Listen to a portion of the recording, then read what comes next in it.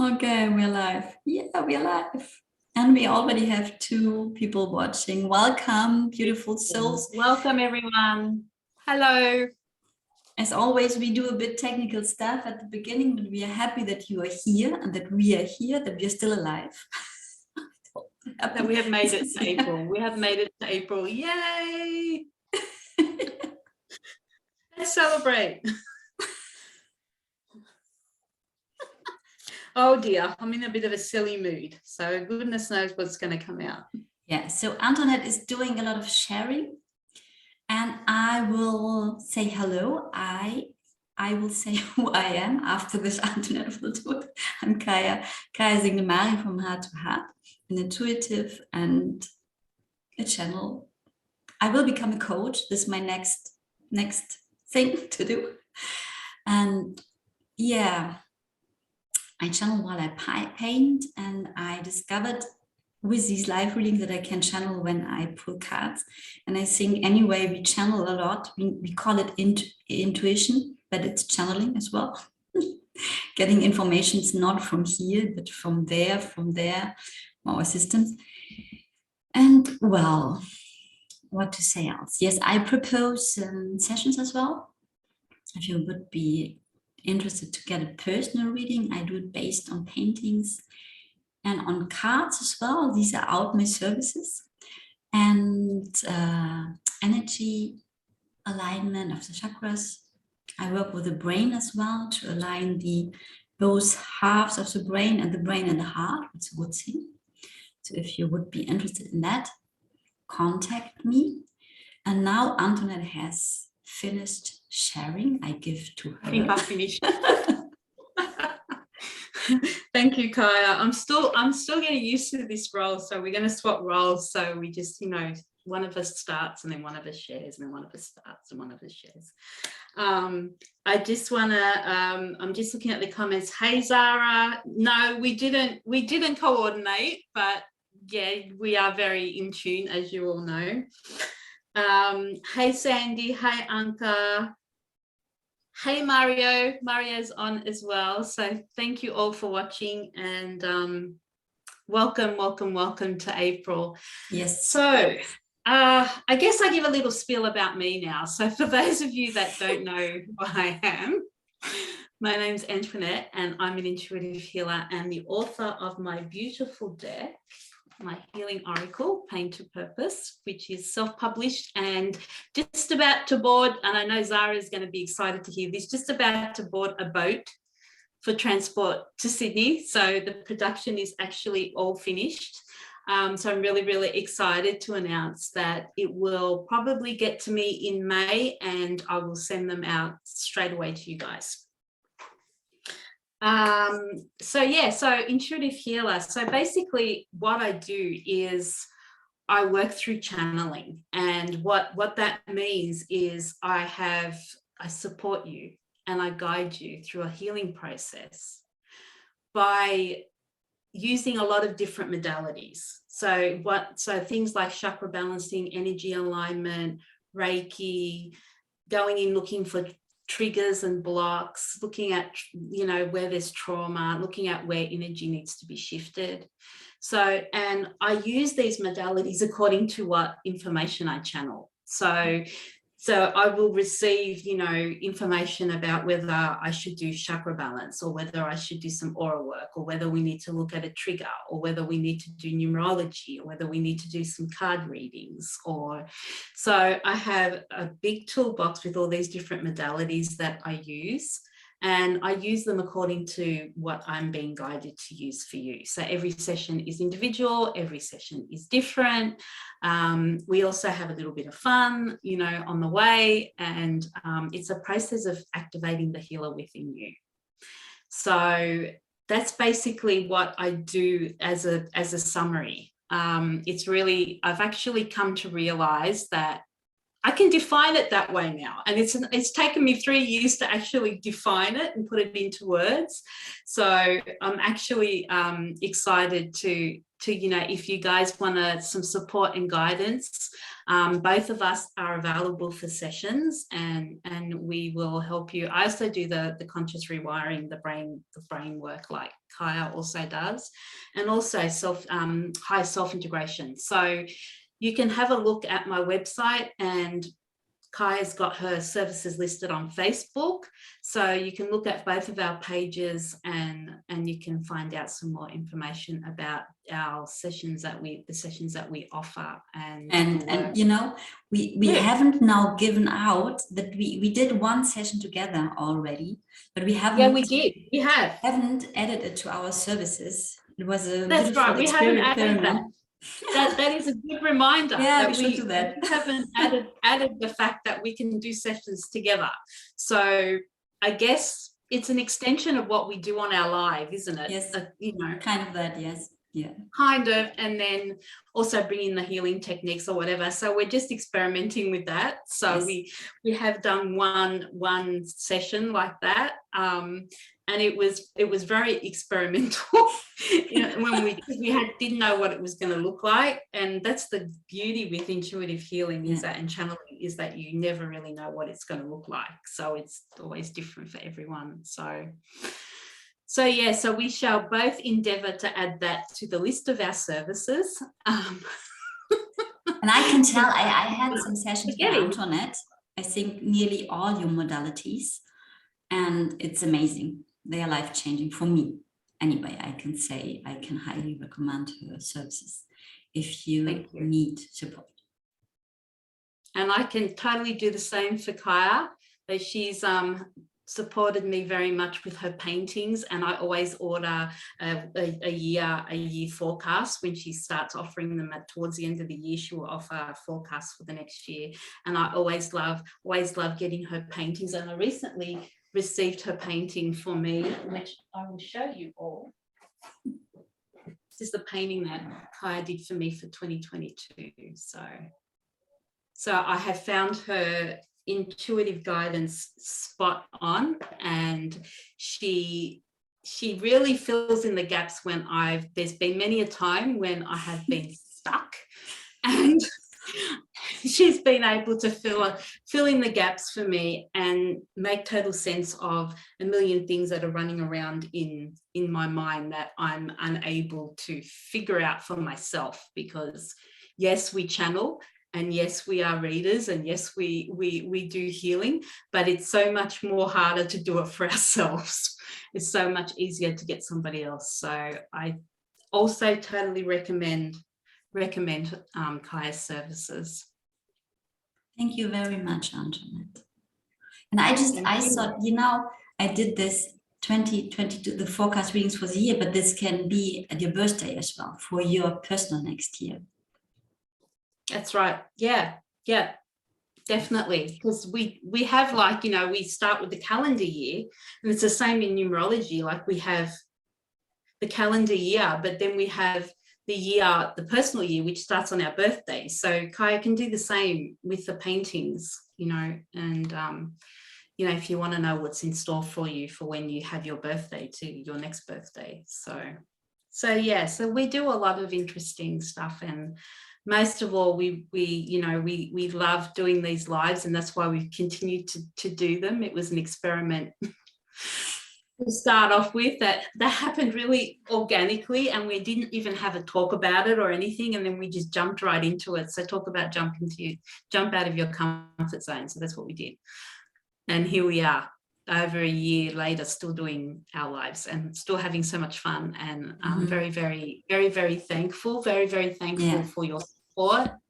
For those of you that have been supporting us every single month, thank you so much. We love you, and we welcome all the new people. And I just want to welcome Pauline, who has joined us. And Sita is there as well. Sita is also here. So hello, thank beautiful you so much. So nice to see you. So nice to see you. And Antoinette, I know you have some announcement to do. I just will quickly, for all you are there, read in what range we do the readings, and then Antoinette goes on with announcement and a foreshadowing little update for April. Yeah. So Zahra, as you are awake, we will start with you. Holding on to Zahra is it. in Vancouver in Canada, and her time zone is not compatible. Well, doesn't fit with Europe and Australia. But I think she's doing laundry and stay awake in the middle of the night. So Zahra, you will be the first. Then we have Sandy, Anca, Pauline, Katharina, who will come in later. And at the end, Sita, Mel, who will come in later as well. And Sita, you would like to get a reading? I would like a reading. Yes. I will put my link in the comments. In the comments. So Sita, you would be after Katharina, the sixth one. Thank you very much, all you beautiful people, human beings, souls, for your donations. This is really appreciated, so and it's touching us. Thank you. So Antoinette, did you send the link? Yes. Okay. I give to you for the announcement and. Yeah, I just want to make announcements. Yeah. So I just want to make a few quick announcements. So going on with leaving the old in the old and stepping into the new, I am starting to do more and more videos on my YouTube channel, which is Antoinette Tompson, intuitive healer and author. So I have made a commitment and stepping out of my comfort area in doing and listening to the universe, who has been pushing me to do individual videos. So I'm doing a card of the week, which will be up every Sunday night out, every Monday morning out, like Sydney time, by midnight. So you'll be able to see it the next day. And then also a card of the month. So because it's the beginning of April, I've also done the first video for card of the month, which is already on my YouTube channel. So I would love you guys to go and subscribe to my channel and watch those videos and give me any feedback that you guys have about that. So this is the way I'm sort of branching out. Also, with my website, AntoinetteTompson.com, I would love it if you went and subscribed. I do a monthly newsletter and I also do some updates during the month. So it would be great if you went to my website and subscribe so that you'll be on the mailing list to receive that newsletter. And to those of you on the call that have already done that, thank you so much. I am stepping out. I am stepping out in my power. The Aries ram is behind me, pushing me forward. So I have no choice. And I'm listening to my guidance more than ever and trusting that this is the way I need to go. So they're my announcements. Okay. So shall we talk about April? Yes. April. Okay. So April is, to me, a month, and when I was meditating on Kaya's painting, I always do the same process, like I meditate on her painting so I can write the description. And I felt that soul integration was the topic, because it's like we have gone through this process of closing old cycles, closing old karmic cycles, removing everything that doesn't align to our heart space. But when I saw her painting, I felt the energy of a little bit of confusion and a little bit of resistance, or maybe just a bit more than a little bit. So I was drawn to the painting down lower, like with the green, and I thought it feels a bit confused. It feels a little bit resistant. It feels a little bit in between. It's like the Band-Aid's on. Shall I pull it off or shall I leave it on? Because I don't want the world to see my vulnerability. So we came to the conclusion that soul integration was a good topic for this month, because we have to, through April, we are continuing to integrate, to embody these new energies and these new frequencies and boy, is it hitting me physically. That's how I'm feeling it. I'm feeling it on a real physical level. So April's going to be like an in-between month where we tie up the loose ends. And I talk about this more on my video for card of the month. But it's interesting because it's also in numerology, it's a 1 month, which means it's about new beginnings. So it really is bringing it home into stepping into the new, closing out the old, and grieving, for sure, grieving the old, but knowing that it is no longer for your highest purpose, and then moving forward. And we've just gone through the Pisces season, which has allowed us to really connect deeply with our emotions. And I think the next step from that is integrating the wisdom that we gain from feeling those emotions. So it feels like the passion of our soul is starting to shine, but there's still that little bit of hesitancy. There's still that little bit of work that needs to be done as we have started the new zodiac new year. So, and in relation to my cards, it's interesting because the card of the month that I pulled out in January was this card, Appearance. And it gave me this exactly the same energy, because it's like we have one eye wide open and it's green, like the heart. There's so much clarity there, but then we still have one eye protected. We still have some of us hiding. We still have a mask. We still maybe are playing appearances. Maybe we're not being our authentic selves. So very much so, when I love the synchronicity of all the work that Kyra and I do together, because it's just, you know, I have no knowledge of what she paints, and she has no knowledge of what I've pulled. And yet they're very, very much, you know, still an energy of hesitation, an in-between time, a time where we continue to integrate what we have learned and to continue to become our authentic selves and step into our power. So that's the card for April. So I just want to read you out just a channeled message that I received for April, and it's: in removing the mask of appearance, we find a new sense of clarity and beginning.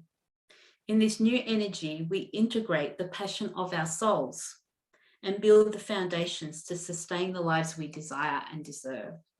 So that was like the final summary for April that I received when I was looking at, when I was reflecting on Kai's painting.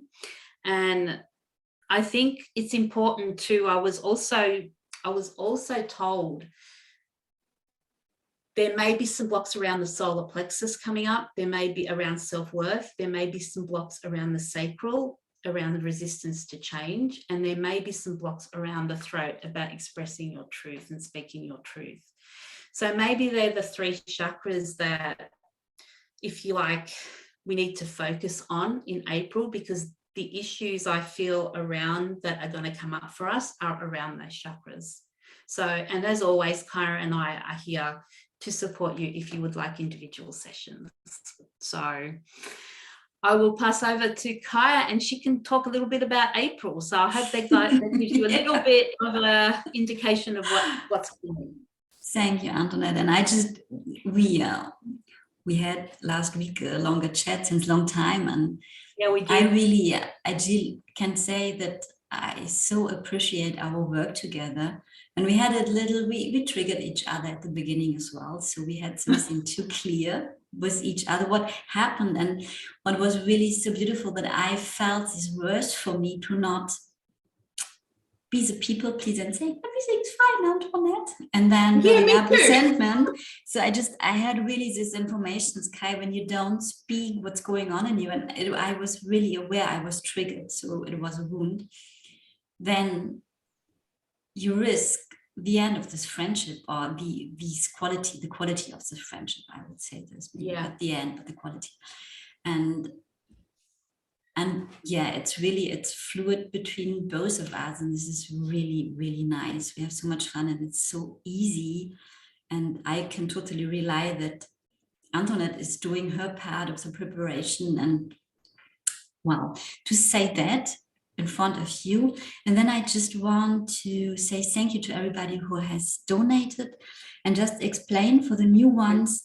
We do the list always in order of who donated first, second, and so. And just when Zahra is on, or somebody from another continent who is really late, we ask the other one to have, if it would be okay to do them first. But this time, Zahra, you donated first as well, so everything's perfect. So you are first. Yes.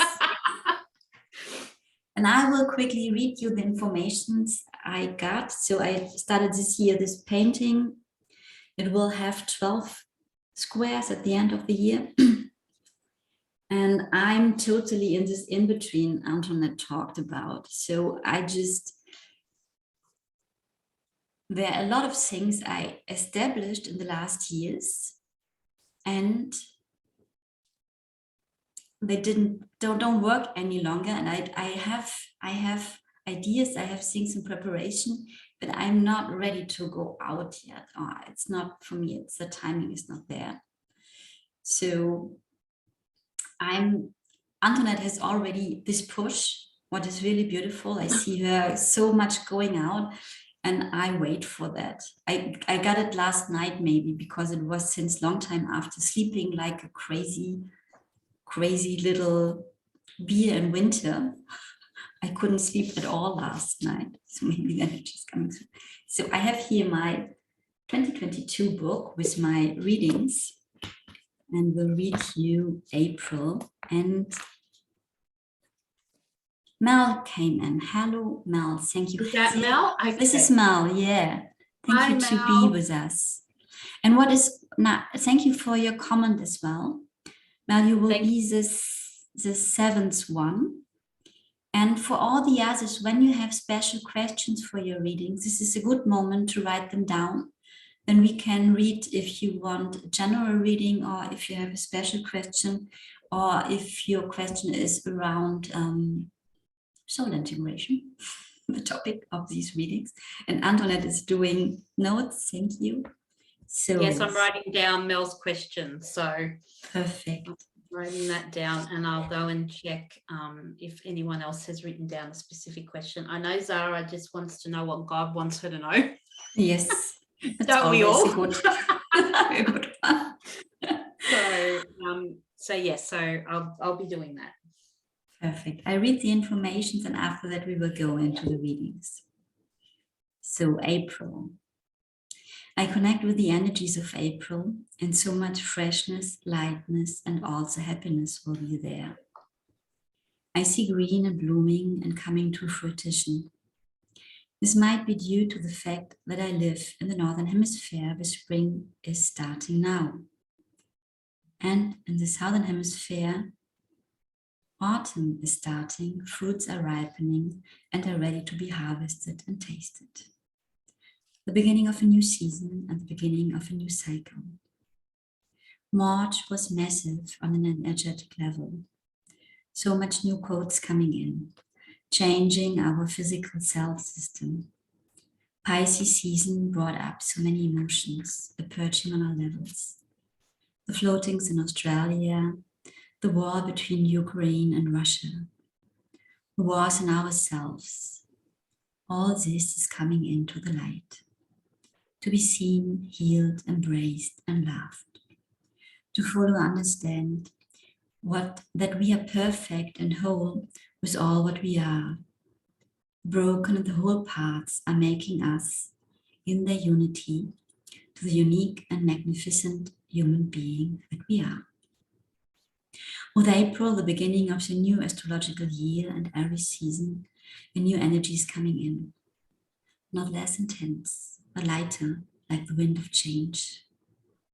There are two main topics in April. To follow the passion of our soul. The energies will push us in that direction. We will be given opportunities to step into the path of our soul, and we will get a lot of messages from our soul. We are ready now, on a human level, to create the life our soul and heart is longing for. The life that will be part of the creation of New Earth. Another topic is to become a master of grounding in ourselves. Aries is a fire sign and can be very spontaneous and pushy. Do not get lost. We need to be well rooted and safe in us, to stand firm with both legs on the ground, and to allow us to rest and make pauses, to reflect what to do first, to let come to us how to create, and not to get lost in overaction. Always remember, by taking loving care of yourself, you take care of the world. This was my reading for April. I've got a YouTube channel as well and post videos and these energy updates. If you're interested, you find the link on my Facebook page. Where are you at the moment? So Antoinette, I see, is I'm busy is writing. doing good homework. She's writing down the questions. And I will read here for everybody who comes in again the list. And then we will start the readings. Zahra will be the first. Zahra, you're still awake, I hope. Then Sandy, Anca, Pauline, Katharina, Sita, and Mel. And we will see when Katharina is coming later. We will set her later. So. And Sita has sent her donation. So thank you very much, Sita. Yeah, I saw that. Thank you. Yes, thank you all for your donations. Pauline was concerned that she wasn't on the list. So she's on the list. You're number 4, Pauline. So okay. Just jotting down. I can quickly show the cards I will work with today. I have new card decks. Beautiful. I will work with the Sun and Moon Tarot. But I'm not a tarot reader. I use them just as a tool. Then you as well. The Queen of the Moon Oracle from Stacey DiMarco. I have another one from her that I love a lot. And a German one. I think this is existing in English, but I have the German version. This is the Vision Quest. It's a tarot as well of the Indian wisdom. So, and maybe the spirit animals. I got this information. So, Antoinette, are you ready? Will you show your cards? I'm busy doing my homework. Okay. No, I'm just writing down everybody's questions so that we don't lose it, because sometimes when there's a lot of comments, it's a bit difficult to go back and have a look. So bear with us. I am conscientiously writing down notes for your questions. So what am I going to use? Well, of course, I'm going to be using my deck, Painter Purpose Healing Oracle. I was also very drawn, and these two are both new decks that I've bought probably in the last month.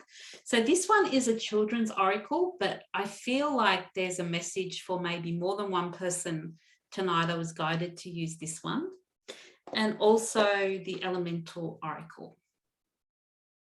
So for those of you that haven't joined before, both of us go on guidance. So we will draw a card, and then if we're guided to draw another card, then we'll be guided to what deck, and we'll draw another card, and we go backward and forward. So you'll get a reading from both of us, and it's always in sync. It's always in sync. Yes, and I can say you can watch the recording on our pages, and normally we set up a YouTube replay as well with timestamps, and it's always worthwhile to listen to the other readings, because we have noticed that there are always groups coming together, or the people coming in have a bit similar topics, so you might pick up informations from other readings that could be worthwhile for you. Even when you're just listening and don't get your personal reading, you might get informations that will help you. Absolutely. So, it helps us as well, so it helps everyone, and it's of deep resonance for all of us. We start with Zahra.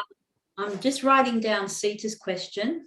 Okay. So before I lose that, so just bear with me. Yeah, and while Anton is saying, I can tell you that we also do a little bonus. We do pictures of the cards we picked for you, and put them in the comment section of the reading under your questions, so you can have a relook on these cards.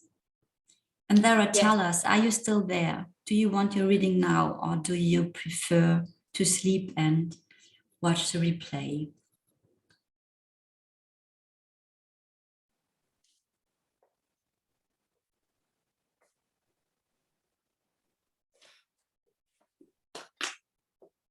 Yes, you are. I already have cards for.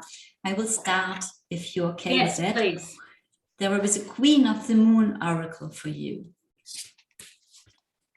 let's have a look what God wants you to know, or maybe it's not God.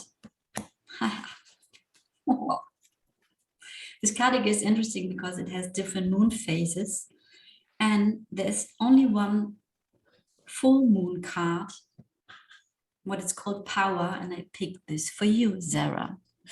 Wow. Yeah. Look at this. And what's interesting, what I get instantly, because you are such a powerful being, and since ever such a powerful being, that what I pick up, that you will step into another quality of power, and it is the power of the feminine. Look at this woman here.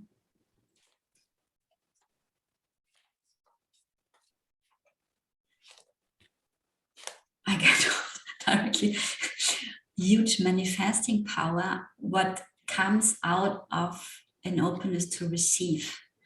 It is totally different than the power you were used to, where you have to manifest, you have to write down what you want, what was much more from a masculine energy place, and do something to manifest. And this what is coming through, and you have to allow it. This is like a work to do for yourself, to allow this knowing that you already have, that in a way you can lean back, you can relax. And it needs an openness also to receive what is meant for you and what is really in alignment with you, what might not 100% be what you wish for on a conscious level. Or what you think, this is a mind and heart thing, what you think, what you need. And all is there. It is like, I see heaven is waiting for you to open up, to open really up. And it is open up here, what means to be vulnerable as well. And it is open up here as well, to not to forget what your wishes, what your imaginations are, but to be conscious that this is what you imagine, how it should look like. And with this consciousness, open up that something else can come, what is much more beautiful, even when it doesn't look on the first sight like this, because it doesn't look like you have imagined. I hope this makes sense. I give to Antoinette because I see it's working hardly, and I will pull another card for you. Okay, Kaya, can you just hold that card up for a moment? Yes, I do. There is a reason. Yeah, I can imagine. There's okay. Wow, she's a color. Wow, yes. So I asked Kaya to hold that one up because this card came out second, but I was told that I have to show you this one first. And the colors and the colors are almost identical. The cards are almost identical. And it's just, yeah, it's just crazy. I've got goosebumps all over me. So thank you, Kaya. Yeah. So that card is power. Okay. Power. So full moon. So this card is the equator, and I haven't actually used this. Is the first time I've used this deck. So it's the elemental oracle. So what straight away what I received was embrace your shadow. Mm-hmm. Embrace those parts of you that you may not be exactly proud of. Embrace them and acknowledge them as parts of you. Find the wisdom in going within those shadows, within those parts of us that we want to like dig down into the cellar because we don't want to open that book, or we don't want to feel those feelings. They're really wanting you to dig deep, Zahra. So whatever it is, whatever part of your shadow that you are yet to connect with, yet to acknowledge, yet to allow, yet to love, they're saying, allow that love to go to that shadow. And it's almost like I get the feeling of the energy from this card is that, you know, the duality, the light, the shade, the dark, the light, you know, the yin, the yang. And it's, we just had the equinox, and the equinox is all about balance, balancing our divine feminine and divine masculine. Just wait a minute. Sita wrote that the sound has gone. Is that Sita, me or you? Oh, sound is gone. Sita wrote that. Sita, do you hear us? Do you hear me? Can you hear us? Can you hear us? Can you please write down if you can hear us?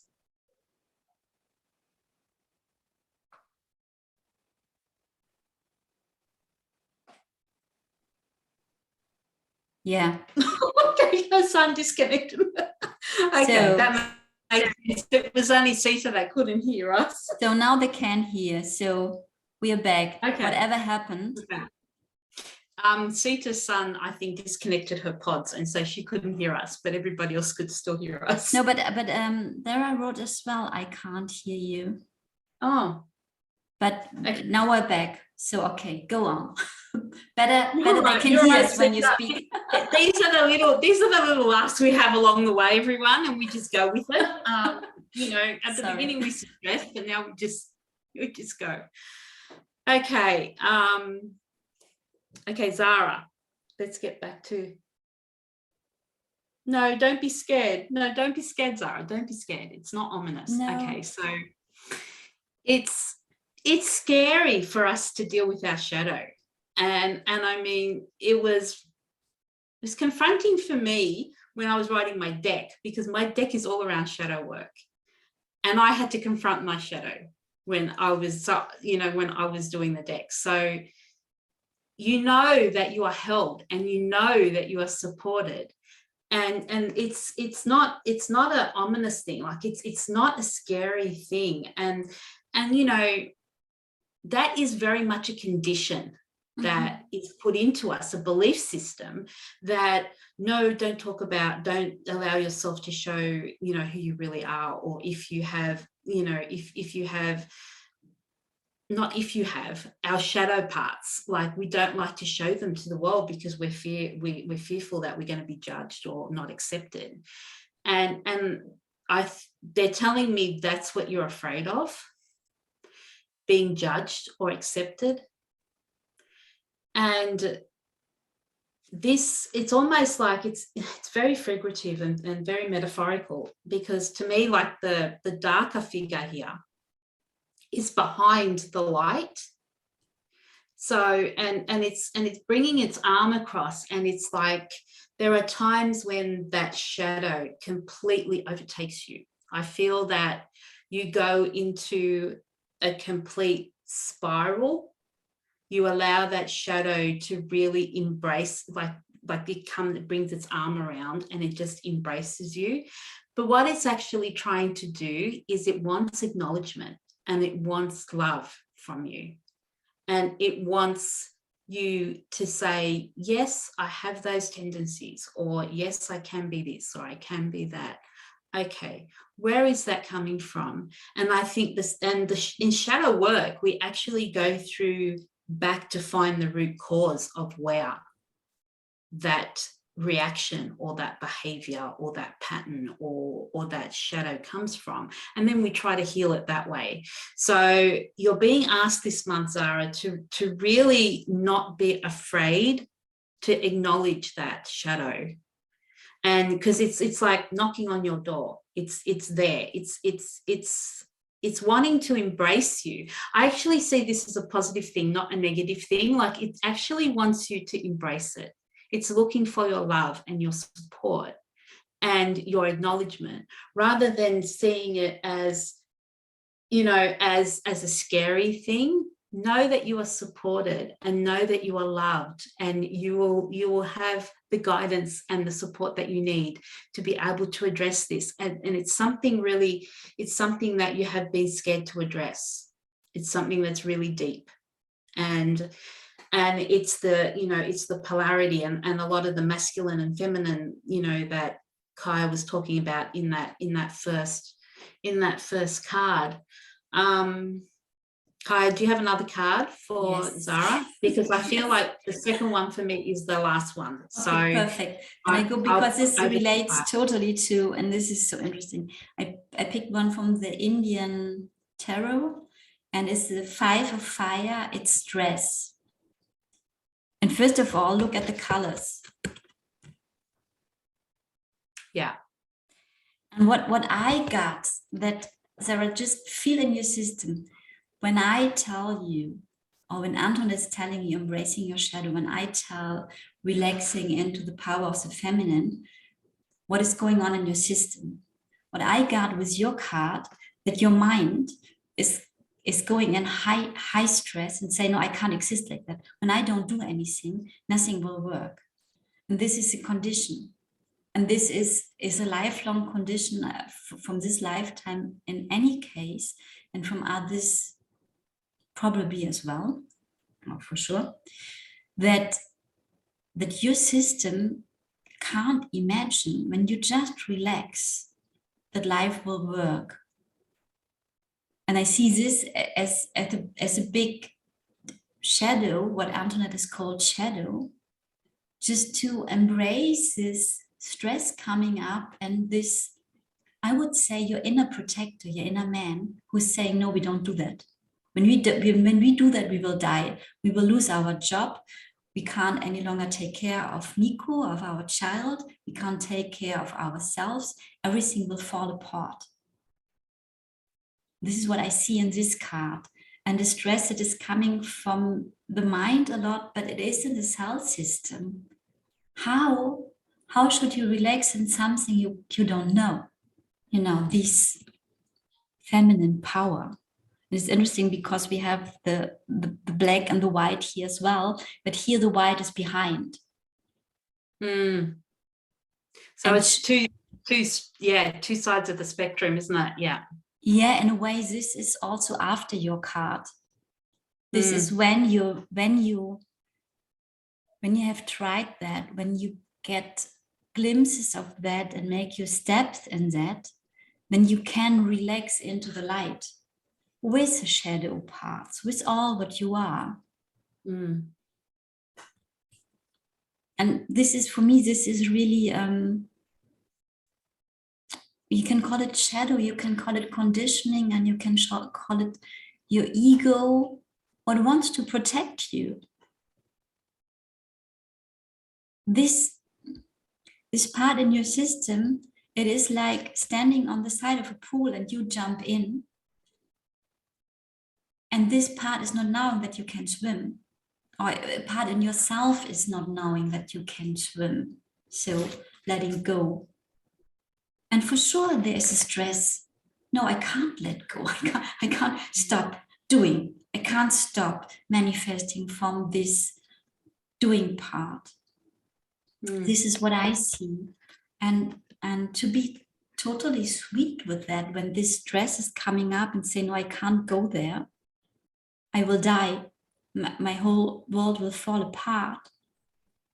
And what I found beautiful when I see Antoinette's card, there's so much love and sweetness between these both women. It's very gentle, isn't it? Yes. It's very, very gentle. That's why the energy, Zahra, is not of fear or of, you know, of being scary. And even to the point that the darker figure is actually gently pulling away, like as if it's like gently whispering into the light's ear. So it's not something I don't feel the energy is scary or intense. You may feel it like that because it's stirring around emotions in you that you have not maybe felt before, or you've been afraid to feel before. But I don't see it as something scary. I see it as something very gentle and delicate. And it's not like embracing you that it wants to suffocate you. It's just gently letting you know that it's there, and whispering gently in your ear. Like here, you can see that she's just like gently pulling back. She's And just whispering, say, hey, love me. I'm here. Like, I need I you, need you your to attention. acknowledge me, and listening to Kaya, and also I was getting the word control, and control is very much a masculine thing, and when we're not in control of things, we stress, and everything, and the fire starts rising, and everything becomes busy, and everything becomes unclear, and everything becomes stressful and anxious and anxiety and all of this. And for me, I feel like it comes from a deep-seated control, in that you need to know what's happening, when it's happening, how it's happening, and then plan. And that is survival, and that's what we all need. But we also need the feminine, where it's just in flow and intuition and surrender and trust. So it's definitely talking about your polarities, Zahra, and the equator. The universe wants you, God wants you to start balancing up, the masculine and the feminine. And then the last card is this one, and I have a feeling that this is the same card that came up for you last month. I'm not entirely sure, but I'm feeling that it was. And if it is, it means God is really hammering it to the core, that the result will be that you will fly, that you will gain strength, your wings will open, you've got blue skies ahead of you, and you're able to ground in that flight. So I feel like this is like a process for you to be able to not spin around. Like when you start flying, you will have the strength in your wings to keep flying. Like it's not like before, where you fly and then you start falling and you get stuck in the ground, like this one, that you will actually start to take flight and have the strength through the balancing for you to be able to fly and keep flying in courage and integration. Our shadow is part of our soul, and it needs to be integrated, it needs to be acknowledged, it needs to be held and loved. And that's what I feel that God is wanting you to know for this month, Zahra. So I hope it's not sounding scary or ominous anymore. No. It really is not scary. And I think this is one of my passions in showing people that going into shadow work is not a scary thing. It's it's a beautiful thing, and it's where we grow. And very liberating. Yeah, very liberating. What I found interesting when I see the card with the two women, it is like the dark part, she is holding the moon, it looks like. And the other card is like the transformation of the flames into wings. Yeah. So the transformation of the stress and the anxiety into feeling free, liberated. Liberating. Looking down, feeling the wisdom, being the observer, being able to fly high, and the wings being yellow, which is the solar plexus, and all about self-worth and self-esteem. So yeah, I hope that resonates for you, Zahra. Yes. You're feeling a little bit more assured about. I really feel like it's around, control and the masculine, and finding that balance where you're able to pull down a bit and trust and surrender, which is letting your feminine come in and balance out your action. And for me, it's do it in little steps. You don't have to let go of all the control at once. This is scary. Nobody would do that. Yes, well, it took me the whole year to do it last year. So, yeah, it's not something this is re-traumatizing, I would say, and not liberating. So just do it and be aware when you go in this control and this stress and this mood, and then just breathe for a moment. Just don't let everything go. Just acknowledge that and say, okay, I just want to control everything here. Wow, I'm so tired. Just breathe for a moment and let yourself and your system make other experiences little by little so that you get more comfort in that. And we know that you're very intuitive. So, the universe is wanting you to tune into that intuition more and not into so much the action. Yes. And the controlling, because, and take a look at where that anxiety comes from, and perhaps there's a few blocks there, or there's some trauma that needs to be loved and held and addressed and acknowledged for what it is. And it certainly is not an overnight process. I learned a lot of like I said, I was confronted with a lot of shadow when I was doing my deck, and one of them was control, and I had to know that it was not on my timing, it was on divine timing.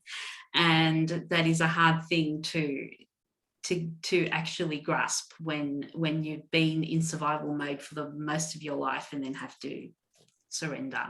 So I hope that helps, beautiful Zahra. I hope that you're able to go to bed and have a good night's sleep. And again, we thank you for staying up so late to watch us. And we hope that this information has been helpful for you. Yes.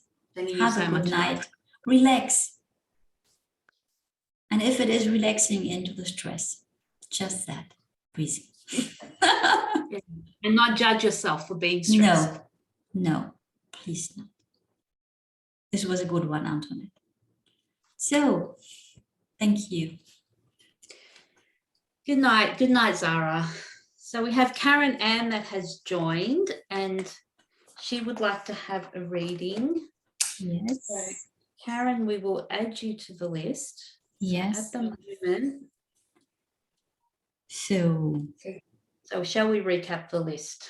Yes. So we had Zahra. We will go on with Sandy, then Anca, Pauline, Katharina, Sita, and then Karen Ann.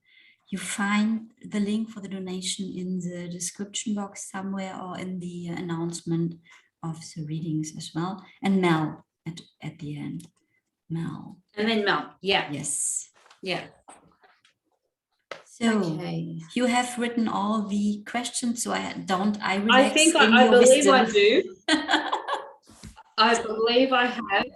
So yeah, hopefully I haven't missed anything. If I have missed anything and it's your turn, please write it again for us in the comment. Hello, Katharina.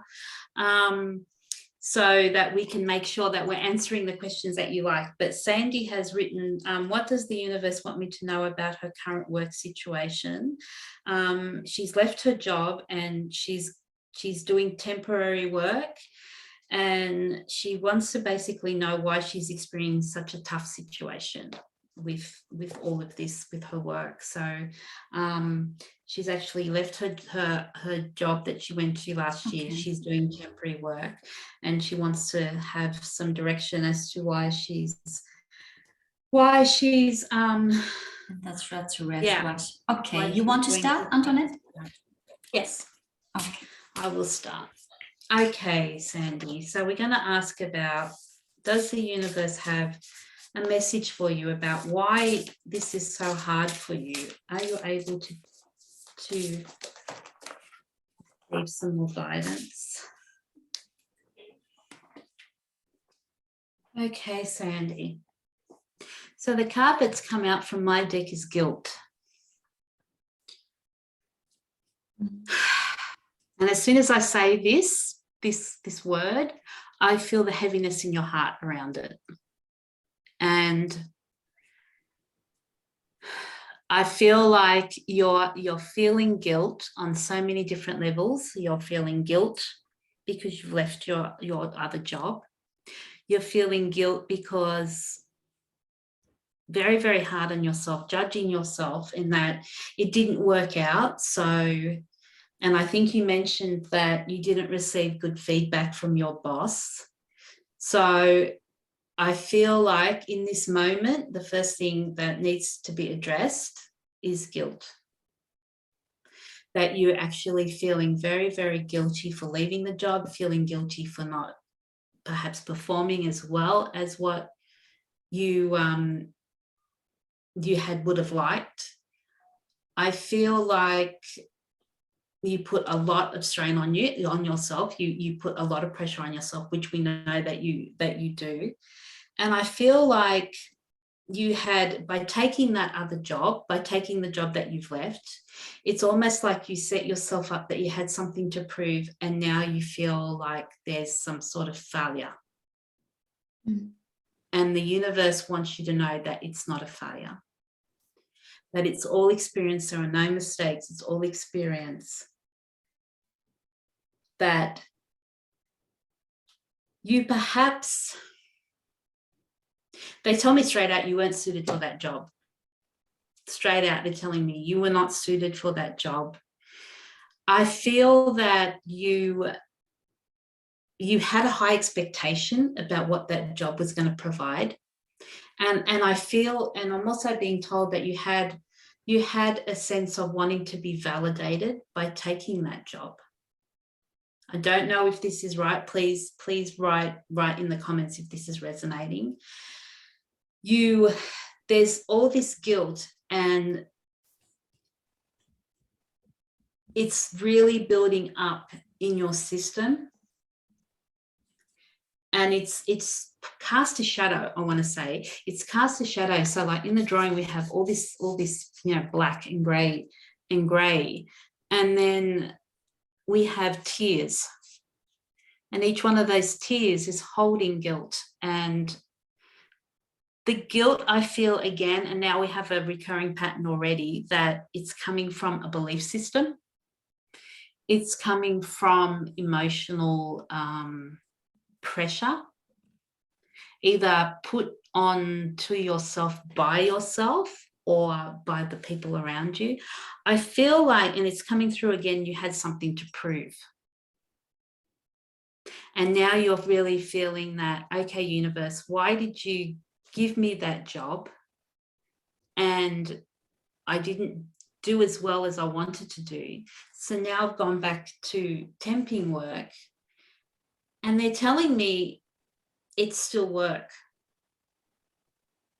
Maybe according to like the energy update that we both gave, it's your in-between. I'm feeling that this is your in-between time, and the universe really wants you to address this guilt.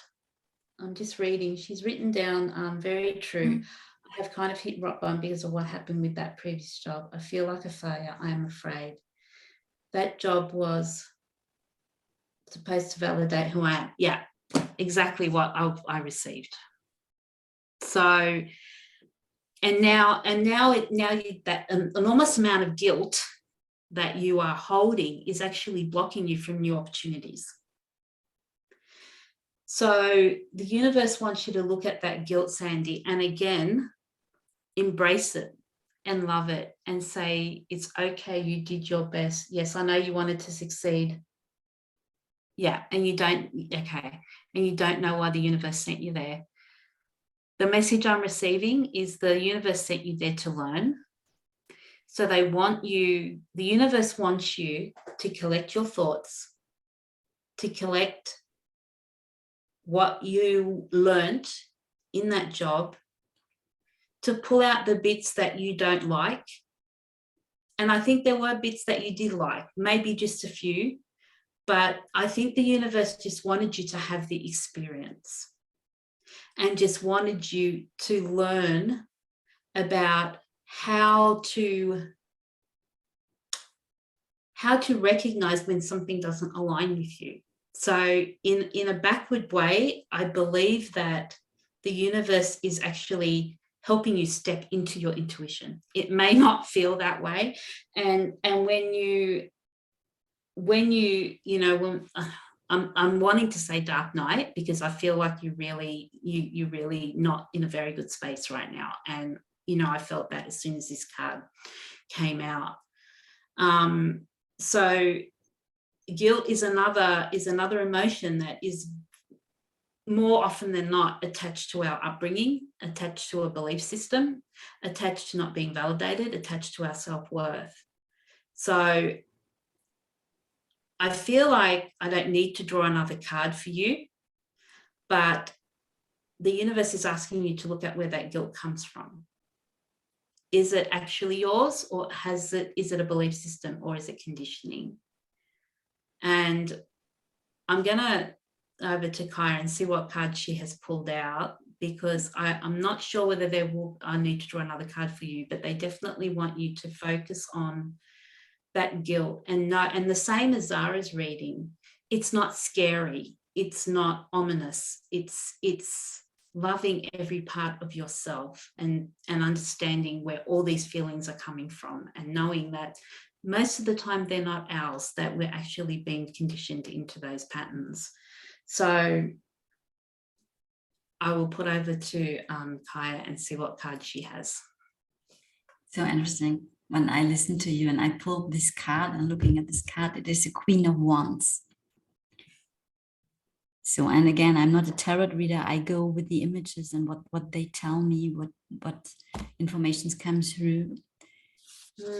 And what I got, it is, Sandy, for you, not about a job at the moment. It is as if you were searching on the outside to have something to hold on, because you feel really lost and you're in search and you're on this ascension journey, what is a wild ride to find yourself. And what I see here is, this is your true self.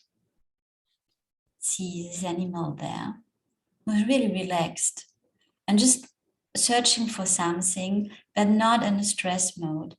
And then this is the other part, and you're beating and burning everything down because you're not perfect like you should be.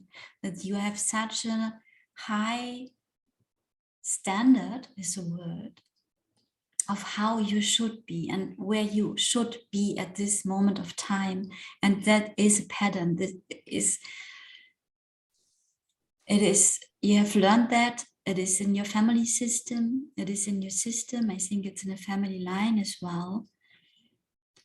A strong belief also to identify through success. And that it is absolutely not enough to just be. And that is what is asked at the moment. Look at this animal. It is just their fire. There's this woman. I see her beating on the animal with the fire, like a part in you, beating yourself constantly at the moment of not having succeeded in that job. And it is not at all about a job for you at this moment of time. It is you're here on earth to fulfill your purpose. But for this moment of time, since Antoinette spoke, I just have this information to tell you, relax, just relax. When you have found another job for the moment that provides you with money to pay your bills, then do that job without stressing out, without the need to succeed in that job. It is not about a job at the moment of time. At this moment of time, it is about you. If it would be possible, I would tell you don't work at all, but this is not, we in the system at the moment, we need money to pay our things. And when you have found another job where you can just be and you're safe because you know that work, stay in the job for the moment.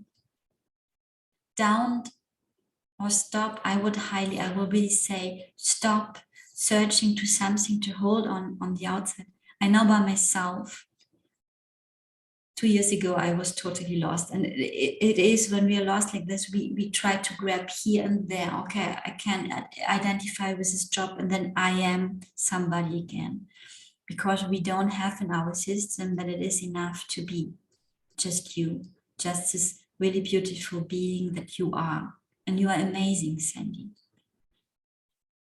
And you feel that, you feel this amazingness, and you think you have to express and bring it in the world immediately and do something with that. And that's not what it's on at the moment. At the moment is breathing, relaxing as much as you can.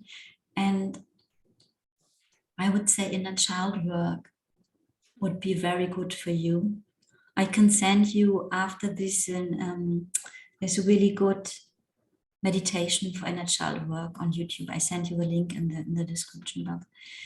Just to go in contact with this inner child in you, with this part who is so lost. And it might sound crazy, but this is where the treasure is, where the power is, when you can embrace this child with his lostness and not beat it on the head that it is lost and not performing and succeeding. This part in you just needs your love and acceptance, and accepting that you're lost at the moment.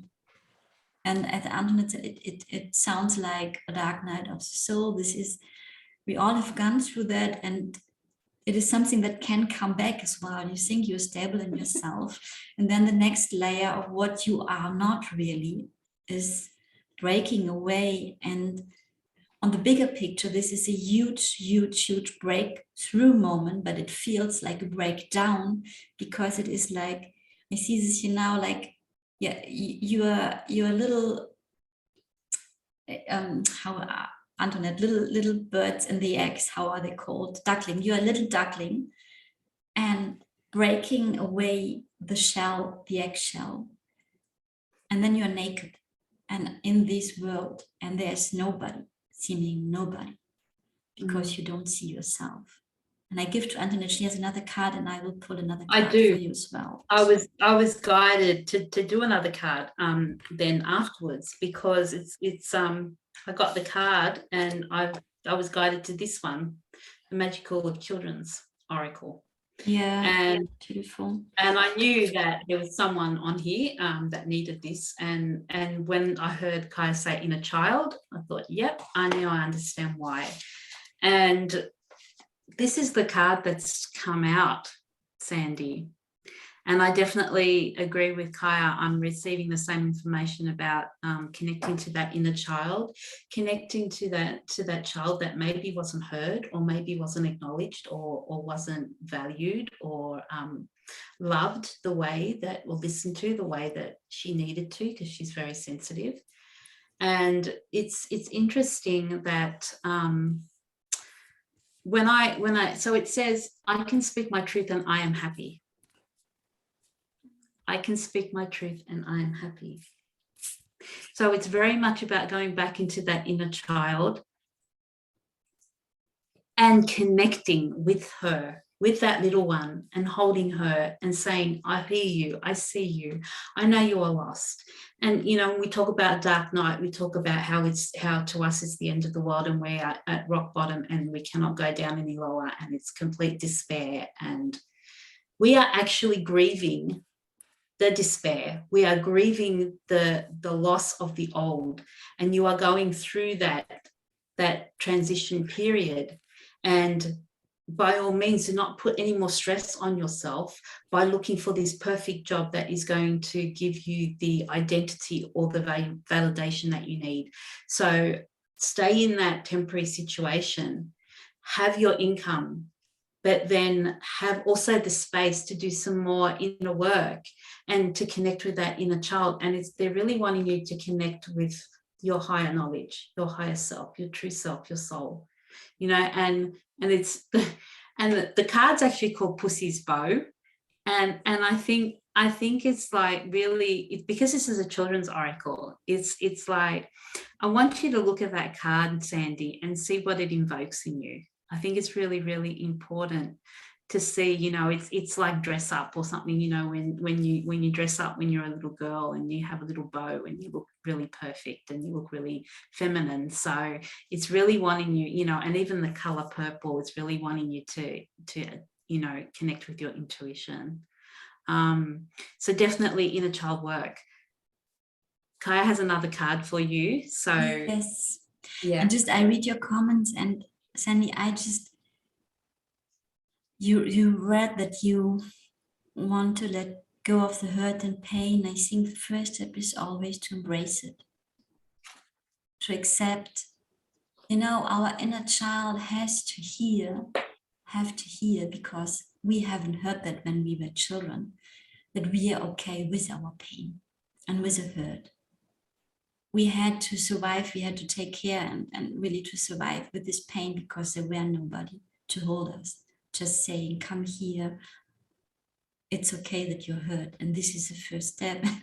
I just pulled an animal spirit for you. I had the feeling I need this. The flamingo spirit, embrace in between. So I don't have to add any message to that. And see the beauty. And this flamingo is not wanting to be on another place. And this is the most difficult thing to do, to be when we are in this in-between. I am in a phase like this as well, even when it's not such a hurt pain, it's not so painful, but I have a lot of impatience to go out with things. I know I'm not ready. I know this has to ripen, and then I want to do everything at all, and then I get so tired I have to sleep, and then it's over again. To become quiet in the in-between and to accept the in-between. And impatience is nothing different than not having faith. When we can come back to the place to have faith that everything is perfect, we are not impatient. I have a lot of patience, I can tell you. I have a lot of impatience. So this is happening to all of us. Just, it is so easy said, embrace where you are at the moment. When we have pain, we don't want it. But this is making the pain growing and the shadow growing and the difficulties growing. And I can just tell you, stay in this job that this pain you built at the moment. Forget if you can all these stress out to succeed, to fulfill your purpose, to find your soul family, to travel. Just make space for you whenever you can. Take a bath, or I don't know what, sit in the sun. For me, it's when I'm really totally lost, sitting in the sun or going in nature, working in the garden, doing this really simple thing that can connect me with myself again and what is good for me. Focus on the little thing that help you to feel good. That's right. The little things that you love doing, you know, the little things that will connect you to that inner child, that little girl that just wants to play and just wants to be heard and just wants to be seen. And that's, you know, it's like this, it's like I get this image of, you know, you're drawing drawings and having a play. And if that resonates with you, do that. And having that temporary job will actually allow you to have the space that you will need to do this inner work. So when you ask, you know, why am I experiencing this tough situation? I really, really think it's to give you the space that, like I said, like we based it at the beginning, we're in this in-between. We're really being pushed to go out with our authenticity, in our complete authenticity. Mm-hmm. And if there's anything holding us back, keeping us wearing that mask, we need to do work around it. We need to address it, because we need to leave it in the past so that we can start again. So, and she's written, thank you both. I hope the temperance. Yeah, I hope so too. She says, I hope the temp job is not as challenging as the previous one. No, just and don't try to be the best worker there. Do a good job, but not 200%. It's not needed. It's temporary, you know? Yeah, because it's that in between, you know, where you're in that, we are all in that in between. And for those of us who haven't stepped completely into it, we need to find what is holding us back. And you know, for me, the answer on your question, why do you experience these hard situations, is because when we are on this path, the universe will give us gifts, opportunities to step back and to come back to ourselves. And these gifts are not always sweet gifts. So we all have experienced that.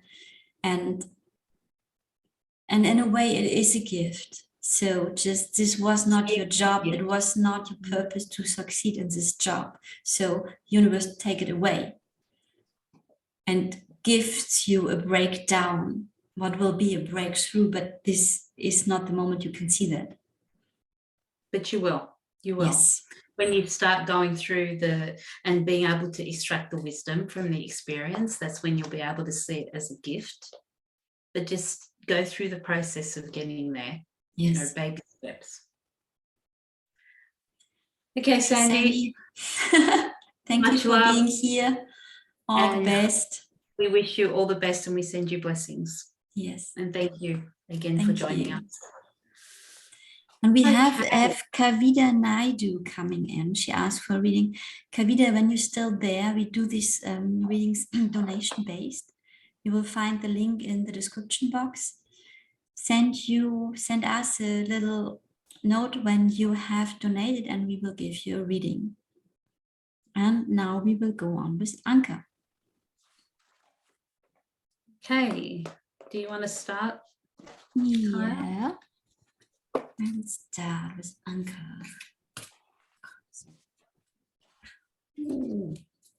Oh, Anca. So I pulled another card from the Indian deck. I think this is where the challenge is. It is the 8 of Air. And Einmischung, what is it in English? Let me have a look. So sorry, Kaya, Anca wanted to know, she's done some work around past life blocks and she's done some healing. And she said that the situation with her living it's a little bit more quiet, but she's still having issues. And so she wants to know what to do in the near future, whether she should look for a new place or stay. Okay, but thank you. This makes sense. Sorry. And I just had a look what the tradition is. Einmischung is interference. So stop interfere. This is very simple. Simple. Okay, I will go a little deeper. It's a little, there's similarities to Zahra's reading. I don't know if you heard that, Anca. I think you were there. So I feel, when I feel any so much fear in your system, that you will be given the wrong thing when you just relax and let things come to you.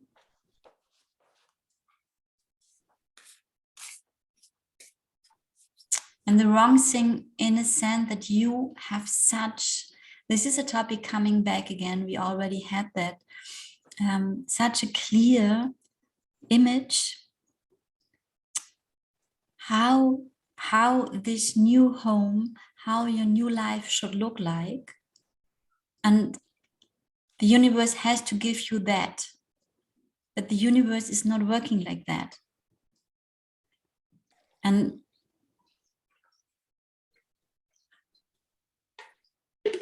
in this instantly sending out prayers, making lists, maybe I don't know, holding so tight on how it should look like, how you would like to live like. Instead of connecting with the feeling how it should feel like and opening up to give the opportunity, the allowing to give you the best, what could be so much better than you imagine. You're so afraid that the universe will give you the wrong thing and you have to suffer again. It will be ugly. It will not be creative. It is too far out. There's so many, I don't want this, I don't want this, I don't want it. And it is good to know what you don't any longer want. And it is good to know what you want. But I feel there's still so much tightness in your system that you want it like you want it. and nothing else. And this give not much space for the universe to give you beautiful things. And this is this interference, what I see here. And it is like when I see this bird, I see a crying child that is really crying. I always get the wrong things. I got the wrong clothes when I was a child. I never could choose what I want. I was always a victim. I had to wear what my mother wanted me to wear. I always had to do in school what they wanted me to do. And now I want to have what I want to have. And this longing in you is totally right. And this little child crying is totally right. It has a right to live a beautiful life. It is just, it has to open up. So I give to Antoinette and pull another card for you. So Anca, I feel like we give you the same reading every time. I don't know if you feel like that way, Kaya, but it's a repeated pattern. It's like a repeated pattern, and I'm feeling like, okay, I've identified this past life thing. I've worked on it. I've healed it. I've identified this pattern. I've worked on it. I've healed it. Okay, now I want everything to be right. That's like I want it. Like it has to be this time, like in my way. Because I've done what you wanted. I've done what you asked. Like, you know, and you're like, okay, I've done what you've asked, but you haven't delivered, type of thing. Like feeling that I'm getting. So I picked out the card from the Elemental Oracle, Anca. This is the first time I've worked with this deck, and I feel it's very, very much about duality. Like there's a you know, this and this, opposite and this, paradox and this. So again, like looking at the picture and just completely reading from, you know, what I'm receiving in the picture, like you've got the galaxy up on the top, the butterflies, and then you've got the grounding on the bottom, the earth. And I remember having a similar card like this for you in another reading, and I don't remember if it was my card or if it was Kaya's, but something, I think it might have been something from Kaya's deck, one of Kaya's decks, but it was like you're thinking up here, you have this expectation up in your mind, it's up in the cosmos, it's up in the sky, it's up with the butterflies, it's up in fantasy. And like I said, I feel like we just keep repeating the same reading for you, Anca, and it must be frustrating for you to hear the same reading over, and we apologize for that, but we can only give you the messages that we receive, you know. And it's like again, there's two different sides to this card, and it's like you're just stuck in this reality that you don't want to be in, and you're stuck to the earth when there's all this beauty and this vastness and this all this up here that you can't quite grasp, that it's out of your reach. And I think that is a belief system that is also perhaps cementing that, you know, the law of attraction, that you don't believe that you can manifest it, so therefore you won't manifest it, you know. And it's like, I'm doing the work, and I'm sure that you are, and you know, we honor that, Anca, we really do. And I feel like I said, I feel like I'm just repeating the same reading again, but it's like it's almost like, I mean, the figure in this card, it's like she's just completely stuck to the earth, but then there's these beautiful butterflies that want to pull her up. You know, their transformation is there, you know, and they're really wanting you to look at your patience, to work and see at the card also, Antoinette. See the woman, she has all, but she is like this. These animals, all is there, but she's in her world and doesn't see it. And again, in despair. in like In a despair, dark yes. night, you know, like a dark night in despair. And it's almost like you have everything around you, Anca, but you don't connect with it. You don't, how can I say, it's when you look at, like Kaya said, when you look at the bottom of this card, it's so full, but there's also a heaviness there, I feel. Like, you know, there's all the animals are there, the earth is there. Like, it's almost like you have everything at your hands, like, but you're tired. Like, you know, the figure in the card, you're actually tired. It's like she's saying, I work so much, and I never get what I want.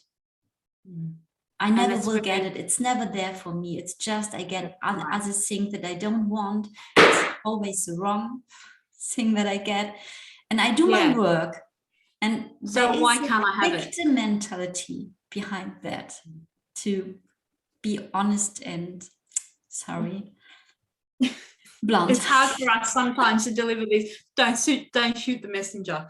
Like, it's you know, we do this with the utmost respect and, you know, for the guidance that we're receiving. But it's like you have all of it around you, but you're still wanting to have, and there's nothing wrong with wanting to have more or wanting to have different, but I just feel like very much, again, I'm going to say, you're in the in-between stage. Yeah, and what I get as well by this not acknowledging what is around you. And I pulled the next card, it's gratitude. So this is coming in because I was just about to say gratitude. I ask what can help you, but you nourish the lack mentality all the time. This is what you, on one hand, you do a lot of work, you do inner work, you shadow work, you're so connected, you channel, you're an amazing being, Anca. And by always saying, I never get what I want, you nourish the lack all the time. Instead of, and I don't say have gratitude for the poor things, but see the richness around you. And it is as if you're blind for the gifts in your life. You see what is not working, and it is good to acknowledge this, to build up your borders and places I don't want any longer. But your focus is all the time on what is not working, what is not happening. And for me, it's not to shift to and ignore that. It is to open up, to see, okay, this is not working for me. And in the same moment, I have these beautiful things in my life as well. And we all wish to have the perfect life, and nobody of us have the perfect life. And this is really, I will not say that it is easy, because it is so engraved in us all, and you are not the only person, but you nourish it every time when you focus on all what is not working in your life. We all do that. We do. And we don't look at what we actually have, do we? Like I was actually going to say gratitude, that the universe wants you to be in gratitude. And then that card appeared, because I think it's the next card is resilience. Mm-hmm. And we know that you are very resilient. And we know that you have an extremely bright light to shine in this world. And again, I'm coming back to similar reading to Zahra's, is that embrace those parts of you. You know, I think the universe is really wanting to shine a light on your shadow. On, you know, this month, I feel is we're going to do a lot of shadow work. I feel like, because it's that we're in that in between, and we're needing to see what is holding us back from the new, What is holding us back from stepping into our power? And how do we hold us back as well? You know, And how do we ourselves. hold ourselves back? Yeah. And that's our shadow, how we hold ourselves back. And it is at the same time, it is a protection system as well to see it's a that. coping mechanism, absolutely. Yeah. And it's absolutely it is frightening to step out, even when this is the biggest wish. This reminds me on Sandy's reading as well. You know, Anca, you want to be on a place you are not yet at the moment, and instead of focusing where you are and seeing the beauty in that, you focus all the time where are you not. Sorry, Antoinette, I just give to you. No, that's all right. That's all right. No, totally okay. And because you are focusing on where you're not focusing on why you're not there. And why you're not there could be because of not really seeing where you are now. And that's where the gratitude comes in. Yes.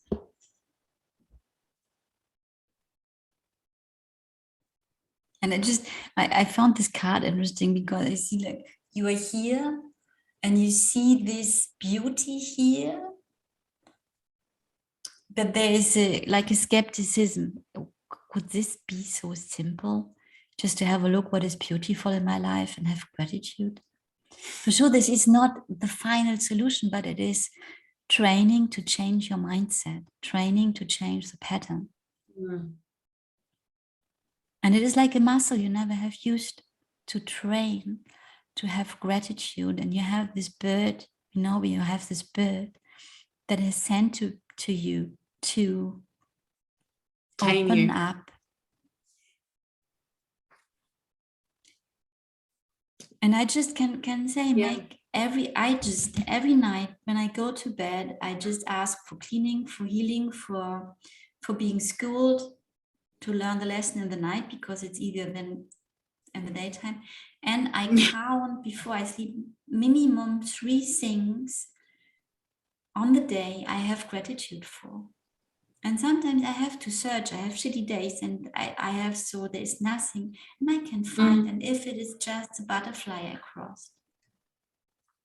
And it is not about big things, but it is about train our, I know so well the lack mindset. And I fell back in that again and again. The scarcity, the belief that, you have to fight for everything, that you're not worthy of getting abundance, that you're not worthy of prosperity. And I think I saw that you may be doing the 21 days of abundance meditation, Anca, and I don't know if you finished doing that or not, but I actually did that process myself, and it was extremely enlightening for me because I dealt with a lot of ancestral patterns. I dealt with a lot of shadow. So in doing that 21-day abundance meditation, manifestation, abundance challenge, use the tools within that challenge to help you work through those issues of you maybe not being able to have gratitude for what you have, for always seeing that you want more but you're not getting it, and having that sense of, I really think the universe is trying to soften you, and it's softening, and it has sent you that beautiful bird, and I know that type of connection, and it's all about being free and liberated and flying. And I think it's a very, very good, he's a very good symbol for you of gaining your freedom and gaining your independence and gaining your strength. But I feel like this card is really asking you to ground, the element of the earth, to ground. And I think a process of gratitude will actually ground you. And open the space, open from focusing on all what is not working in your life to open up. And see this jest. The universe wants to give you things, they're coming in here, that your focus is there.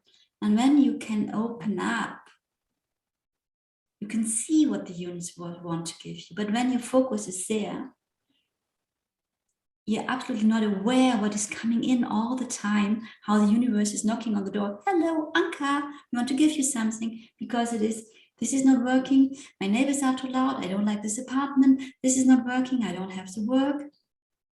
I exaggerate a bit. Okay, the things that are not working already there, you're conscious, but oh, I love this bird so much. I'm so grateful that he's in my life. He makes me laugh. Well. Wow, this has been a hard reading for you, Anca. Yes.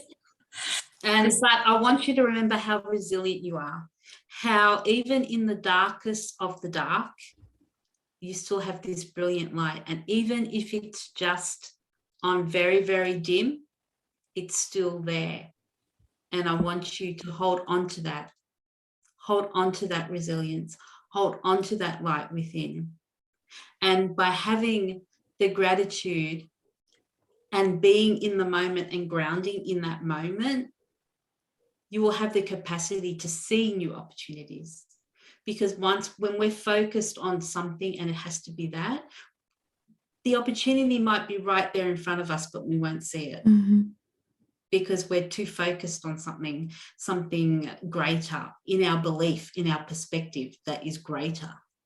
But in truth, it may not be greater and it may not be the right thing for us. So I want you to just remember about your resilience and how that light in all the darkness, how that light actually will show. And how it doesn't matter how dim it is, it's still there. Yes. And the beauty here, the beauty, the flowers, the beauty in her, the beauty in you, the beauty even, I think this hand is hurt or it's old, and there's a beauty in this touch, and the soft touch of the both hands.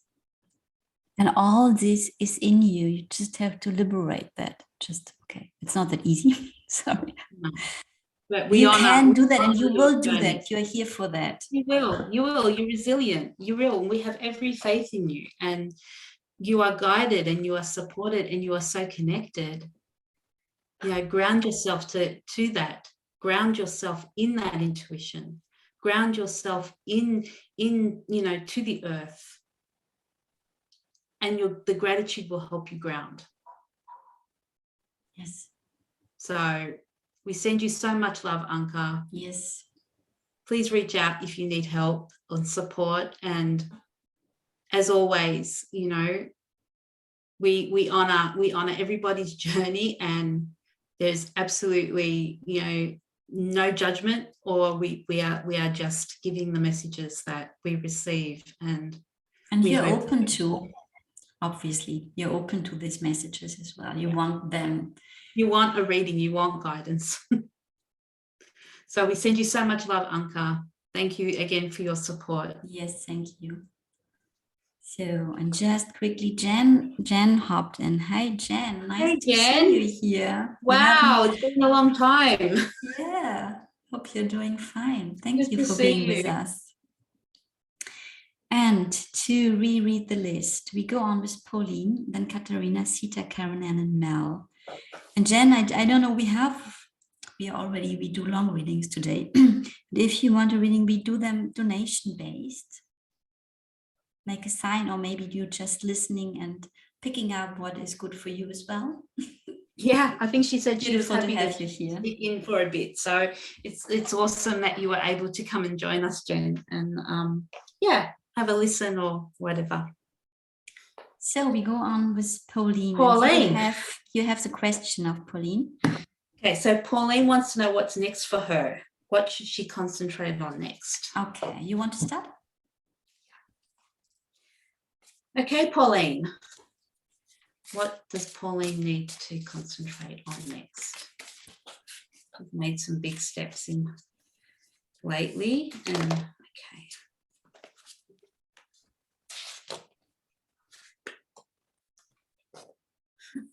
Okay. So 2 cards out of my deck came out for you. And I feel like, Pauline, what's next for you? You need to take time out to grieve the loss, to grieve what you have moved on from. I feel like you need to have time to actually process and absorb, and you've made a big step for your future. You've made a huge decision. And I feel the guidance for you is just, they're telling me stop and just process and allow yourself, like something that I said with Sandy about, when we have our dark night and we're in the depths of despair, we're actually metaphysically and figuratively are actually grieving of the loss of what we've let go of. And we think that we can't just let go of the old and step into the new straight away. And we're coming back again to this in-between theme, about this is the in-between. What do we have to do before we can move? And I feel like you haven't allowed yourself enough time to actually sit in the present, because you're actually wanting to know what comes next. What is my next step? And I'm sure there's steps that you need to take according to the decision that you've made. However, your guides are telling me that you need to have the time to grieve. You need to work through what you need to let go of. You need to recognize it. You need to allow yourself to feel it. You need to cry if you need to cry. I feel like there's a huge heart opening that's happening within you in allowing yourself to actually feel. And this is I feel the decision that you've made has been a difficult one, and it's been coming for a while, I think, but you've actually made she says she knows this is so true. Okay, that's good. And I feel like you've got to completely process what has happened, because this is the in-between time where you're going to find yourself and find your new identity. It's almost like you've got to grieve the old you. You've got to honor the old you. You've got to see what needs to change, see what needs to evolve, see what patterns, see what trauma, see what hurt you have to grieve. Allow yourself to do that, because before you do that, you won't be able to detach from it, and you won't be able to completely allow the new to come in or show itself. And this is, again, the in-between, maybe a period of hesitation, a period of confusion, a period of anxiety, not knowing what to do next. And I feel like you've said, okay, I've made this message decision, universe, now show me what to do next. And the universe is wanting you to just process, to just allow yourself to feel what you have, what you have, the decision that you've made, what you're feeling. Actually connect with your heart space. They keep saying to me heart, and opening up your heart and actually seeing maybe you need to have a bit of forgiveness for yourself and other people. It's a process for you, Pauline, of a feel of stripping away the mask, if you like, and actually allowing yourself to connect with your heart space, with acceptance, with forgiveness, with self-love, with perhaps even you were in a situation when you were giving and not receiving, I'm feeling. So there's that imbalance. And I feel that this time for you, what is next for you is for you to assess what it is that you want, what it is that you want, how you want to live, what your soul is whispering to you. But doing that through the process of allowing yourself to grieve what has come to a close, allowing yourself to go back and look at that cycle of life and extract the gems, like extract the wisdom from those experiences and think, okay, what did I learn in that process? Okay, how can I do it differently? Who do I need to forgive? Do I need to forgive myself? Do I need to accept myself? Do I need to find more balance, for love for myself, empathy for myself, compassion for myself? I'm going to pass over to Karen and see what card she has, and I'm going to pull out another card in the process, because the second white card was resilience. And if you were listening, it's the same. Look at the light. Look at the light. So in the despair, in the moments of despair, look at the light, because you are resilient and you will bounce back, and there is still light shining with you. And it's a case of connecting to that inner light in your heart space. So I'm going to pass over to Kyra and see what card she has pulled out for you, Pauline. Thank you. By listening to you and looking at that card, it is the Prince of Cups. I got this feeling that I see this is you, and taking this grief to you, really taking care of this grief. In this process, this is how I see this dolphin here, you will be carried to another place by taking care of what is going on in yourself at the moment. If it's grief, it is anger, whatever, but focusing really on this process. I've got the feeling it is like a farewell as well. There's something has ended. And honoring what is going on. I like this. You can see how this figure is having the cup in one hand, and on the other hand the flower. Like, I've got the feeling he will let go of the flower at one point as well.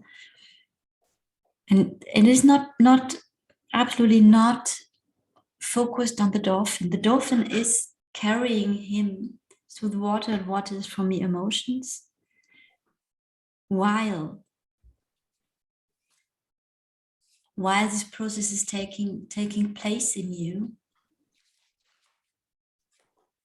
And when I connect, I've got the feeling for you, processing emotions is not that complicated like for others. You're not so resistant. You might have a lot of water energies in your system, and really a feminine approach. So what I would say, just try to avoid to go too much in the headspace, and to analyze what has happened and what has happened next, and where you go next. And really, it is a question of focus again, and this is a focus on yourself. Honor yourself and put yourself first. I don't know if you have ever done that in your life.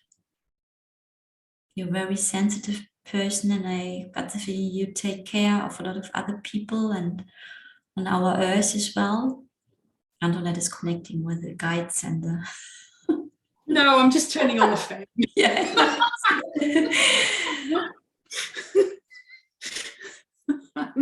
Sorry. There's a lot of sweetness in that. There's a lot of, I feel a lot of sweetness. I think it is not the easiest time for you.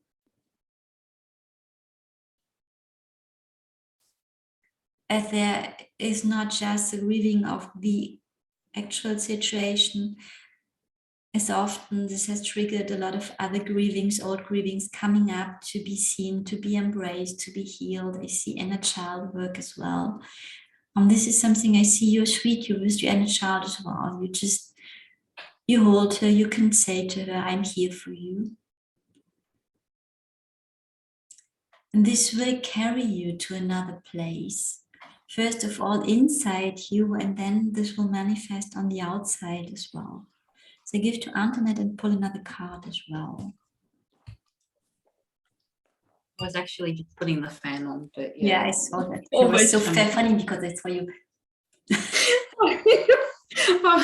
Yeah, we've just put a new fan in, and it's by remote, and like, yeah, anyway, I was doing that, but also channeling at the same time. For sure. So it's interesting. The other card for you is this one, Pauline, and it's interesting that Kaya said she feels like that you are able to step into the feminine, but I'm feeling like you're feeling some sort of pressure.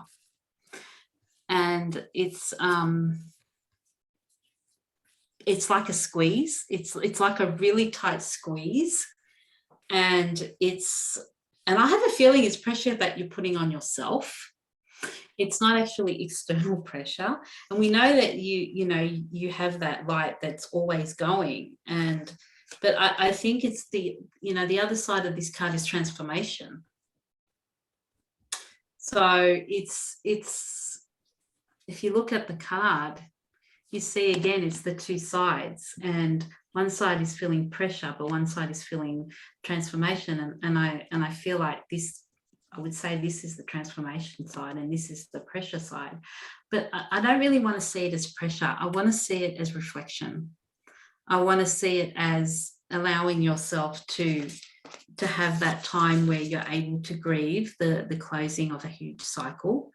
You're able to bring that to a close, and you're able to find a place of acceptance and forgiveness. Like we said, opening the heart, doing work around the heart space.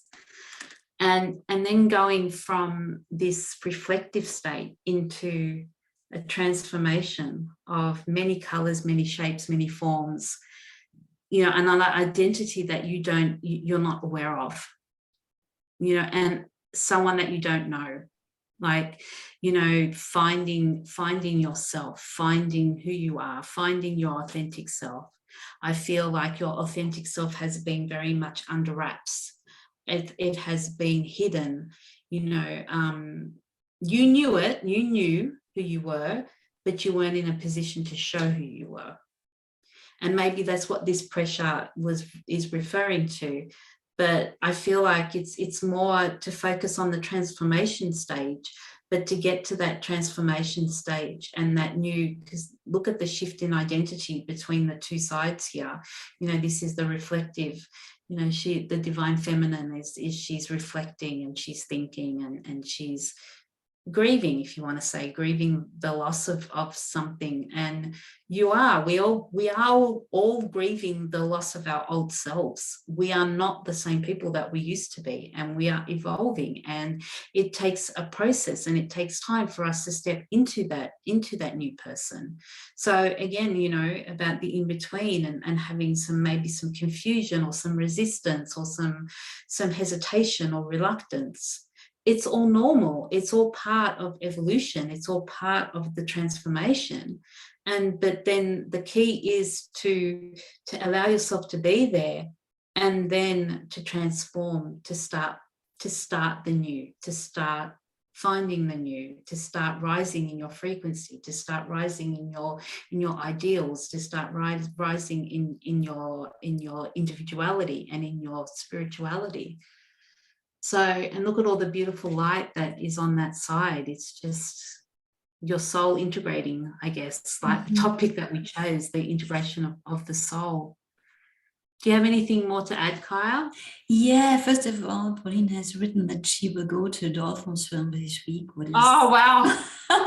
What is in itself beautiful. Already amazing. And then with this card, and I just... Oh, amazing. I just enjoy it, and just have a look that you feel every moment and observe these animals. They will teach you something, and they will teach you how you can surrender to what's going on in a way. And then I have another card just to finish, and it is interesting because the color is coming back with the yellow. It's a nightingale spirit, and it says love is all around. So sometimes when we are in this grieving and phases where something is breaking down, breaking away, when an old life is not any longer happen like it used to, we forget that love is all around and that we are love. And this is just for me like a reminder. Have a look. And have a look maybe when you're so connected with animals. And I pulled the Prince of Cups. Maybe you have nightingales around to connect with birds as well. Animals are loving unconditionally. Always. Yeah. And I'm being since you're obviously drawn to dolphins because you're going to swim with dolphins. So maybe look at the shamanic, the medicine of the dolphin. And it's, to me, it's like, I'm getting the image of the dolphin, going in, going up, going down, going up. And I think it's very much testament to this card of you being very resilient, going up, going down, going up, going down, picking yourself up, still always holding on to that inner light. No matter what darkness is around you, there is still always that inner light. And I feel like the dolphin in going up and down is the ebbs and flows, the ebbs and flows, the ebbs and flows.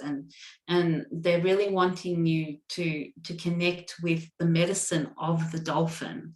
So, you can look that up and find out, and you may already, she loves birds, she said. She loves birds. So, the air element. So, and air gives you a sense of freedom and liberation and movement. So yeah, they want you to look into the meaning of those animals and see what messages, what treasures you can find in the medicine of those animals. Because, like Kai said, animals love us unconditionally, and I can't wait to hear about how you'll swim with your dolphins. Yes. That is amazing. That's amazing, really. That is like really, really beautiful, and I feel like it's going to be very cleansing for you. Yes, and what I got was what I see as similar between dolphins and birds, even when they're in different elements. And relates to Antoinette's card with the one side, the blue side, the water, the emotions, and the other one, the power and the fire. That birds fly in the air, and for me dolphins are like flying in the water. So yeah, they both are really masters of the elements, and this is what they want to teach you as well, to become master of your element. What and I see yourself, your soul, your being as your element, and to liberate that and become a master of that. Yeah, definitely a sense of freedom in the jump in and out, and resilience, and having the wings to fly, and supporting yourself to fly, and not allowing anyone else to take that independence away from you, but to actually find yourself and supporting yourself to fly. So really exciting to swim with dolphins. Wow. That's amazing. So thank you, Pauline. I hope that helps with some guidance and some messages for you. I look forward to hearing about what how I'm sure it's going to be amazing, you swimming with dolphins. And thank you very much for being here and trusting us. Yes, thank you so much for joining us, and you're very welcome. And please come and join us again next month. Yes. Okay. Thank you. Thank you. So it's going on with Katharina, and I will have a little toilet break, my personal freedom. I come back in a minute and let Antoinette start. I just listen to the question of Katharina, and then I will go. Was there a question? I didn't see that one. So Katharina, I'm just going to go back and see whether you had a specific question, because I think we've missed that one. So bear with us. Maybe she had no special question. I can't find one. Okay. Katharina, if you're there and you have a specific question, ask it now. Please ask it now. In a minute, and let Antoinette start. I'll start shuffling. I can't find a specific question for you, Katharina. So if you do have one and you're okay. Okay. I discovered that dance is such a big part of my soul's mission. Oh, beautiful. Beautiful. So dance is going to be included. So would you like some guidance around that, Katharina? Do you have a specific question, or do you just want general guidance? Would love to include it more in. Okay. Wow, so you've discovered that dance is going to be part of your soul's mission. I'm not at all surprised by that because you're very artistic. Okay, sure, we can include it in the reading. So, okay, I'm going to actually take the first card from the Children's Oracle because I feel like now that you are stepping into more of your soul mission and what you would like to actually offer in terms of offerings for your work, and knowing that dance is very artistic and personal and emotional and feeling. So okay, that's awesome that you got such a profound, okay, just to fill Kaya in. So Katharina has told us that she's actually stepping into dance, and she wants to offer that as part of her offering, and she's received a lot of feedback to say that she really feels like it's her path. So she hasn't asked a specific question, but she would like to include this in the April reading. So I don't wonder about that. Makes sense. Yeah, there's no surprise there. I'm in total agreement with the dance aspect, because you are very artistic and very you express your feelings in a very artistic way, and through your body. And through your body and you know, the movement, and for you, I really think that the movement for you is the way to reach people. That this is what's coming through without a card yet, but I really, they're saying yes, yes, yes.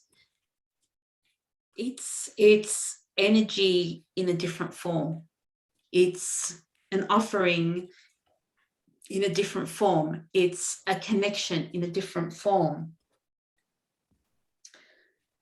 Yeah, it does need to come out. Okay, so for Katharina.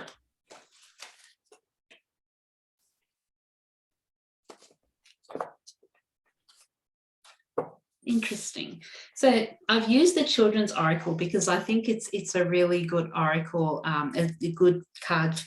A good oracle to draw a card from for you, because you are very much in that childlike wonder. You are very much in that creativity. You are very much in that movement, you know, that freedom, that, you know, dance like no one's watching, you know, expression. And to me, that's very much connected to your inner child. And what they're telling me, so this card is actually saying, I'm happiness when I'm calm. And if you look at the card, it's very much a grounding, it's a very much grounding image, and you are in the middle of that image. Your eyes are in the middle of that image.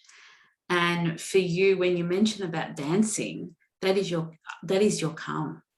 That is your calm. Your calmness is performing. Your calmness is expression.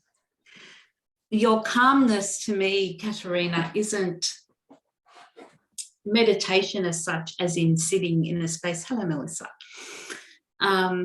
It's actually performing expression. That is where your calmness is. That is where your center is.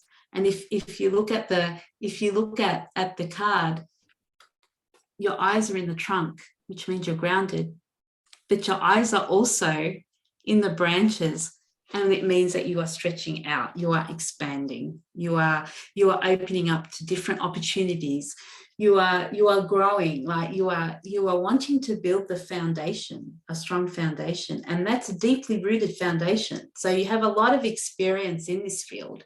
It's not something new for you. It's something that you feel comfortable with. It's something that, and I'm feeling like this feeling of this passion rising, like it's where your calm is. So very much the messages that I'm getting is dance, dance, dance, dance, dance, dance, dance. Like it's your expression, it's your place of calm. Oh, she's in tears already. Oh wow. Okay. Oh, boom. She's actually said, I have made a drawing about me being a dancing tree. Oh my goodness me. I think you just got your confirmation, Katharina. The universe is, you are that dancing tree. You are, and I'm feeling your emotion right now. I didn't actually see that comment. I just saw it now. So yes, I'm feeling your tears, and I'm feeling how so much confirmation.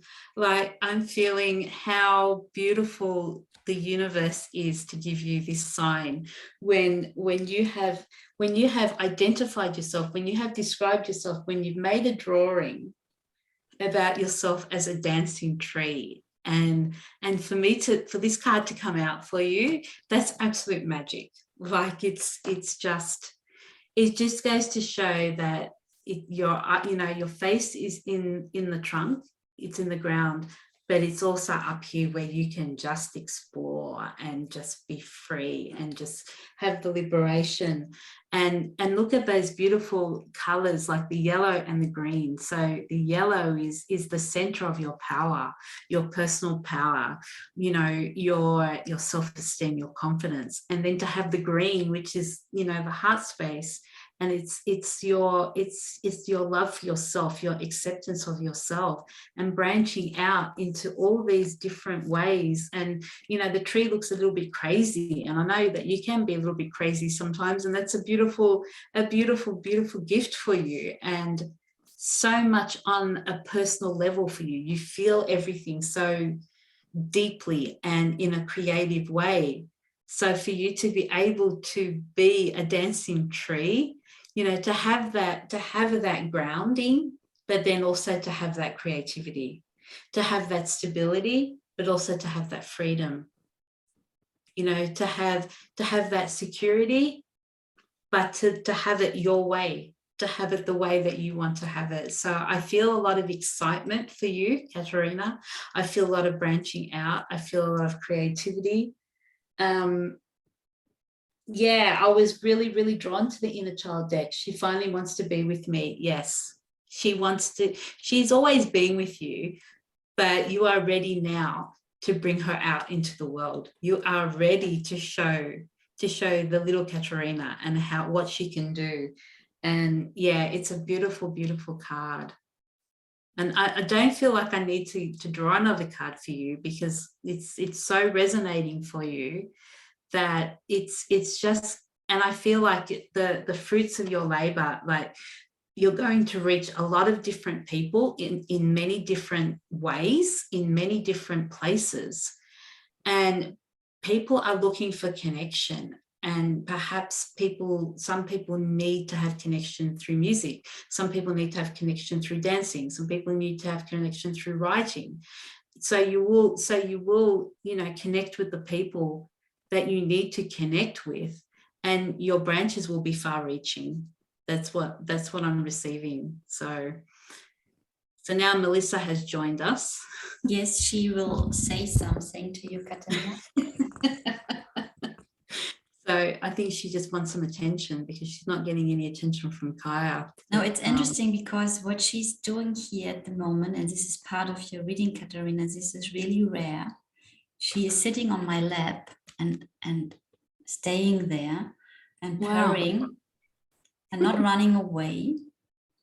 So the informations I got, now she has done her job, it's okay for her. When Antoinette was reading, and then I will just show the card, you're coming home. You allow yourself to come home. And I pulled this card. It is for me, the confirmation, first of all, the card is called abundance. So we had a lot talked about lack mentality and having the focus on what is lacking. And we know each other very long. And I know when you are in your element, then you have such a power and such a beauty and so attracting all what you need without doing something. And when you are not in your element and you're calculating and thinking about numbers and how much you have to own, this is not functioning. But it was frustrating for you in the last years. And so you're coming home, see this woman, she's totally in her element. She's not a dancer, she is, but the tree is coming in. She's a creature of the nature and the forest. And she's there totally in her element. And all the animals are coming to her. And she's not doing anything. And you know, these are wild animals. It's not like a domesticated cat. But I'm very grateful when she's sitting on my lap because she's doing what she wants. Like the little fox here. So I just can say, go for it. Enjoy it. Dance. Play. Let the little Katharina come out totally, being crazy, being weird, being beautiful, being amazing in her, being herself. Don't think about numbers that will block you. And the abundance is already there and will manifest on the outside when you let it, when you show it, when you show your inner abundance to the world. Yeah, you're coming home. You know it since a long time, and it is so beautiful that you come to that point, and you worked a lot in the last years, as we all, to allow yourself to go there. And it is from another place. It is not from a business place. It is from you being you place. So you get a German card, as I have the German deck here. I know you have it by yourself. But even when this all is so clear, let's have a look what the German cards want to say to the German dance lady. So Katharina says that she's holding her wounds in her arms and she's connecting to all in that picture on the card. And again, it's coming back to holding the shadow, holding the trauma, but then also holding the little Katharina and having her acknowledged and having her speak through your dance, having her speak through your movement, having her come into life, like to come into your life now, you know, and all the wisdom that she has from your childhood, and to be able to express that in the movement of the wisdom. That's what I feel is, you know, when you hold all your wounds in your arms, you're holding the little Katharina, you know, you're holding all the trauma, you're holding all the experiences, and you're loving her. And now it's like as if you're offering her as a gift to everyone. Yes. You know, through your dancing and through your art and through your performances and through your expression. So Kai's got another card for you. I feel like I don't need to draw another card. No, it's just a confirmation, you know. I read it on German and then I will translate it. It is from the Indian tarot, and it is Vier des Wassers, Überfluss. What is in English? 4 of water, abundance, plenty. So just when for me it is with the water and with this once more, and the moon, the feminine symbol. When you allow yourself to be abundant, to give you abundance, the abundance will come back. Yeah.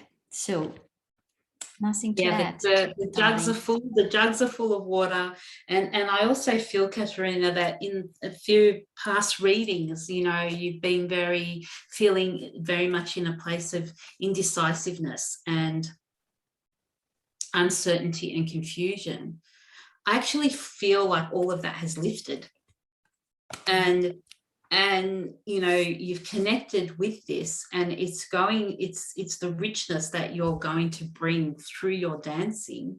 And I feel like it's going to be like your dancing is probably going to be the trunk, and then all of these other branches are going to come out from that. So this is why they're saying to me, no, you don't need to have another card. Like, this is the card that this explains it all.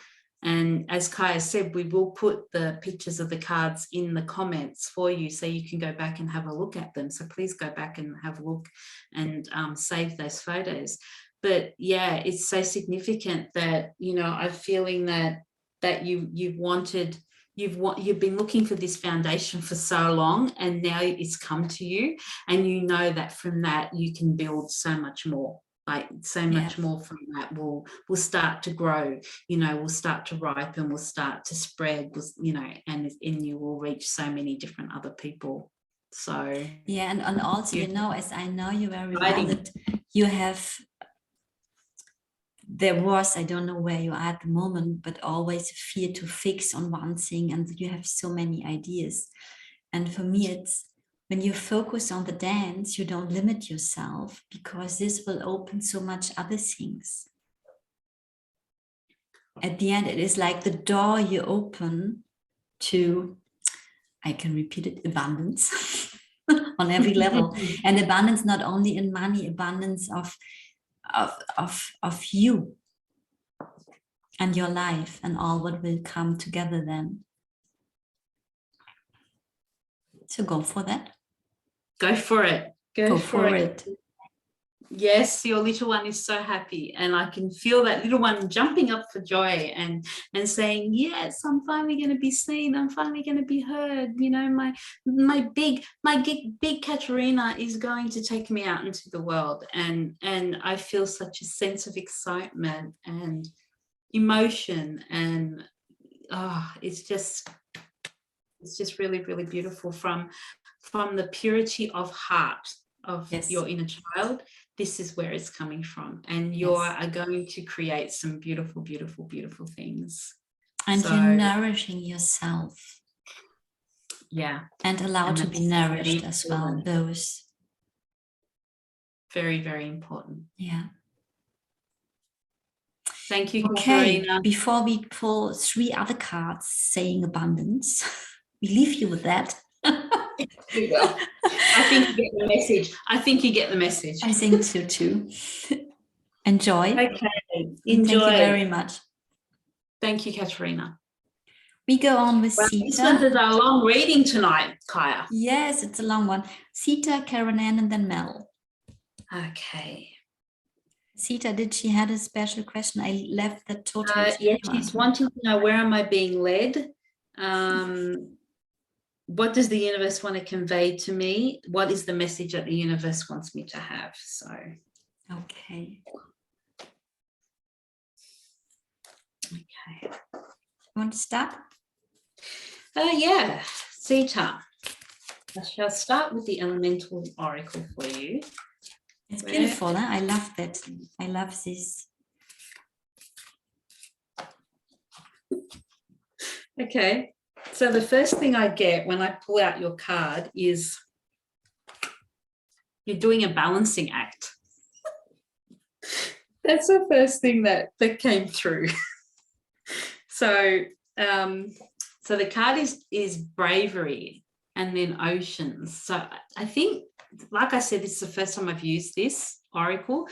Is it very much, I know that Kaya has used it before. I think it's very much of a double meaning type, paradoxical, you know, duality type thing. I'm not sure, that's how I'm reading it, but it actually says bravery, oceans. So your card is oceans. I'm just making a note here. Emotions. Where are you being led? I think you're being led to your emotions. That's where I feel like you're being led.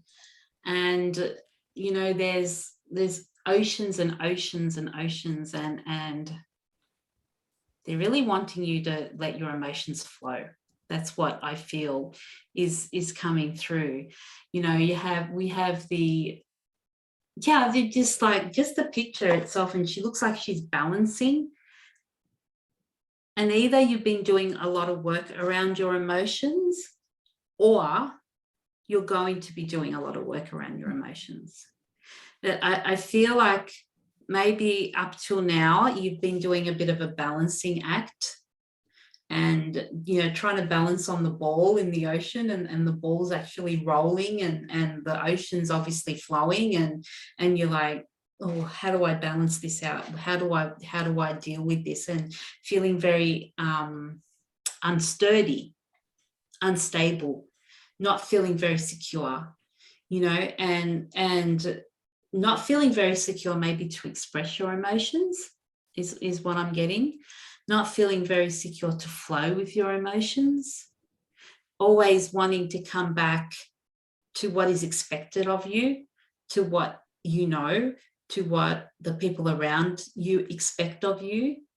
And this is the part that you've been trying to balance, because I really feel like there's been a lot of emotions coming up for you. Really deep emotions that you maybe not have allowed yourself to feel before. She's been working with emotions. Okay, that makes sense. So thank you, Sita. So it's now, and look, you know, we've just gone through the Pisces season, and it's been, let's just say the whole of 2022 has so far been full of emotions. I will speak for myself, but it's been a very emotional ride.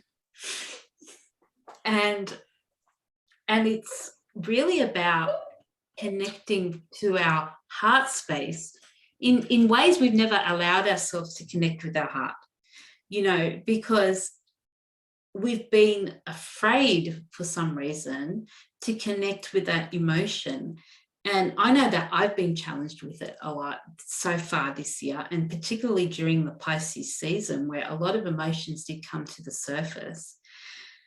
And I feel like you have come to a point where you're not actually suppressing them anymore. And that is a beautiful thing, you know, because I know that was a lesson for me, that I was kept on suppressing them. But the universe, as we said, sends you these challenges that are opportunities and experiences to have, where you're able to actually connect on a deeper level to those emotions, in that we're able to then,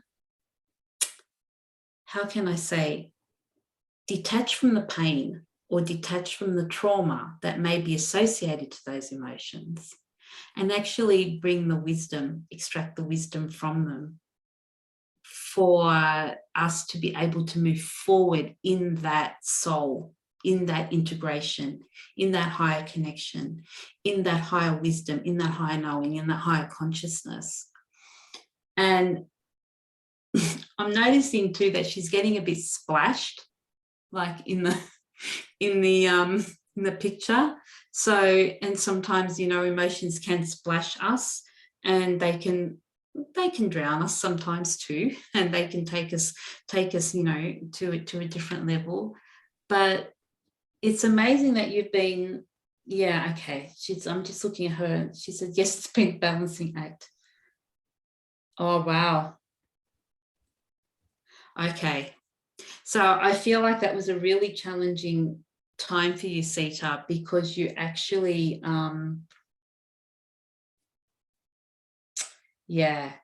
you were able to speak your truth. So like I said before, you actually allowed yourself to connect to emotions that you weren't allowed, that just came out, that you weren't allowed to connect to.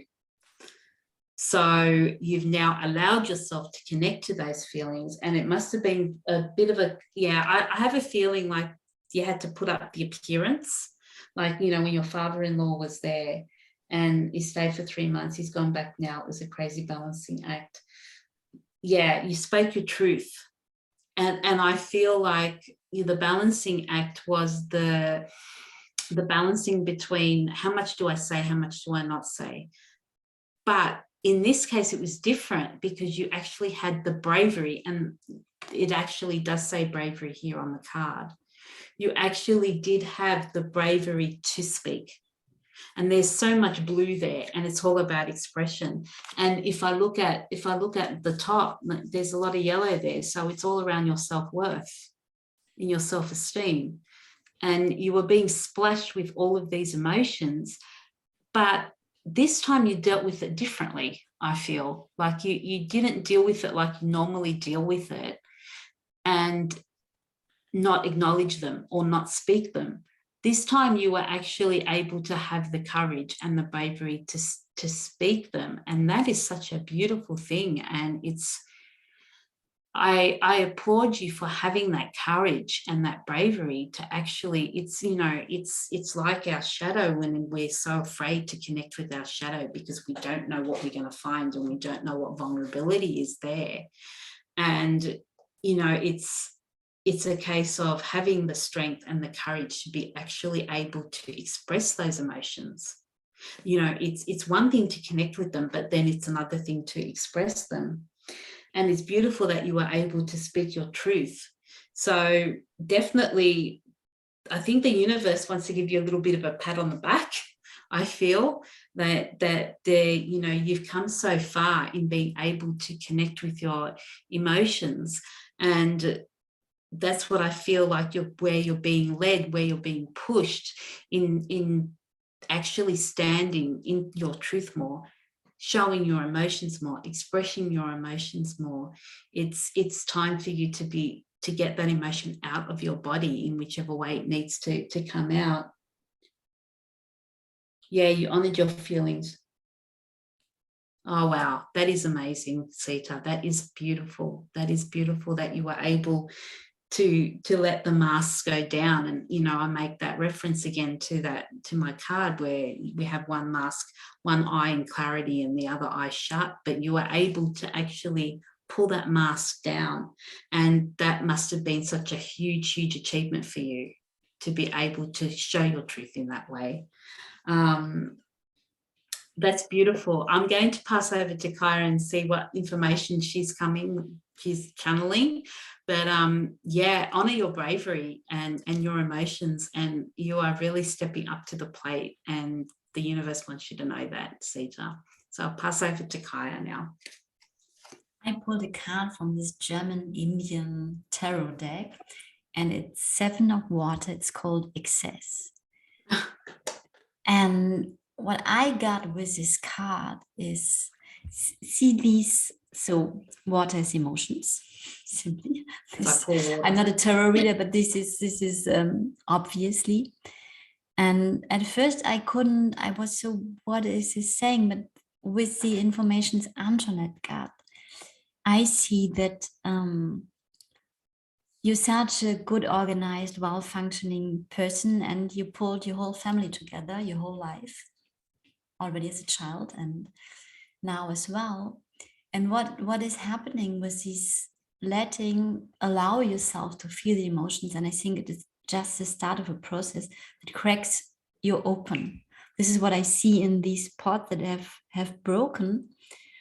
I think the original meaning is there's too much, and I think it is not yet. It is just kind of a beginning of a process where you like explore feeling and expressing your feelings instantly, and not processing them, holding them back, and then putting them in nice words to say, I didn't feel so good at that moment. Now it is, I'm not good. What is going on here? And this is cracking you open, and the whole system you're living in open, but it's so needed. You know that. I think it's your family system, it is your husband as well. There is so much that has to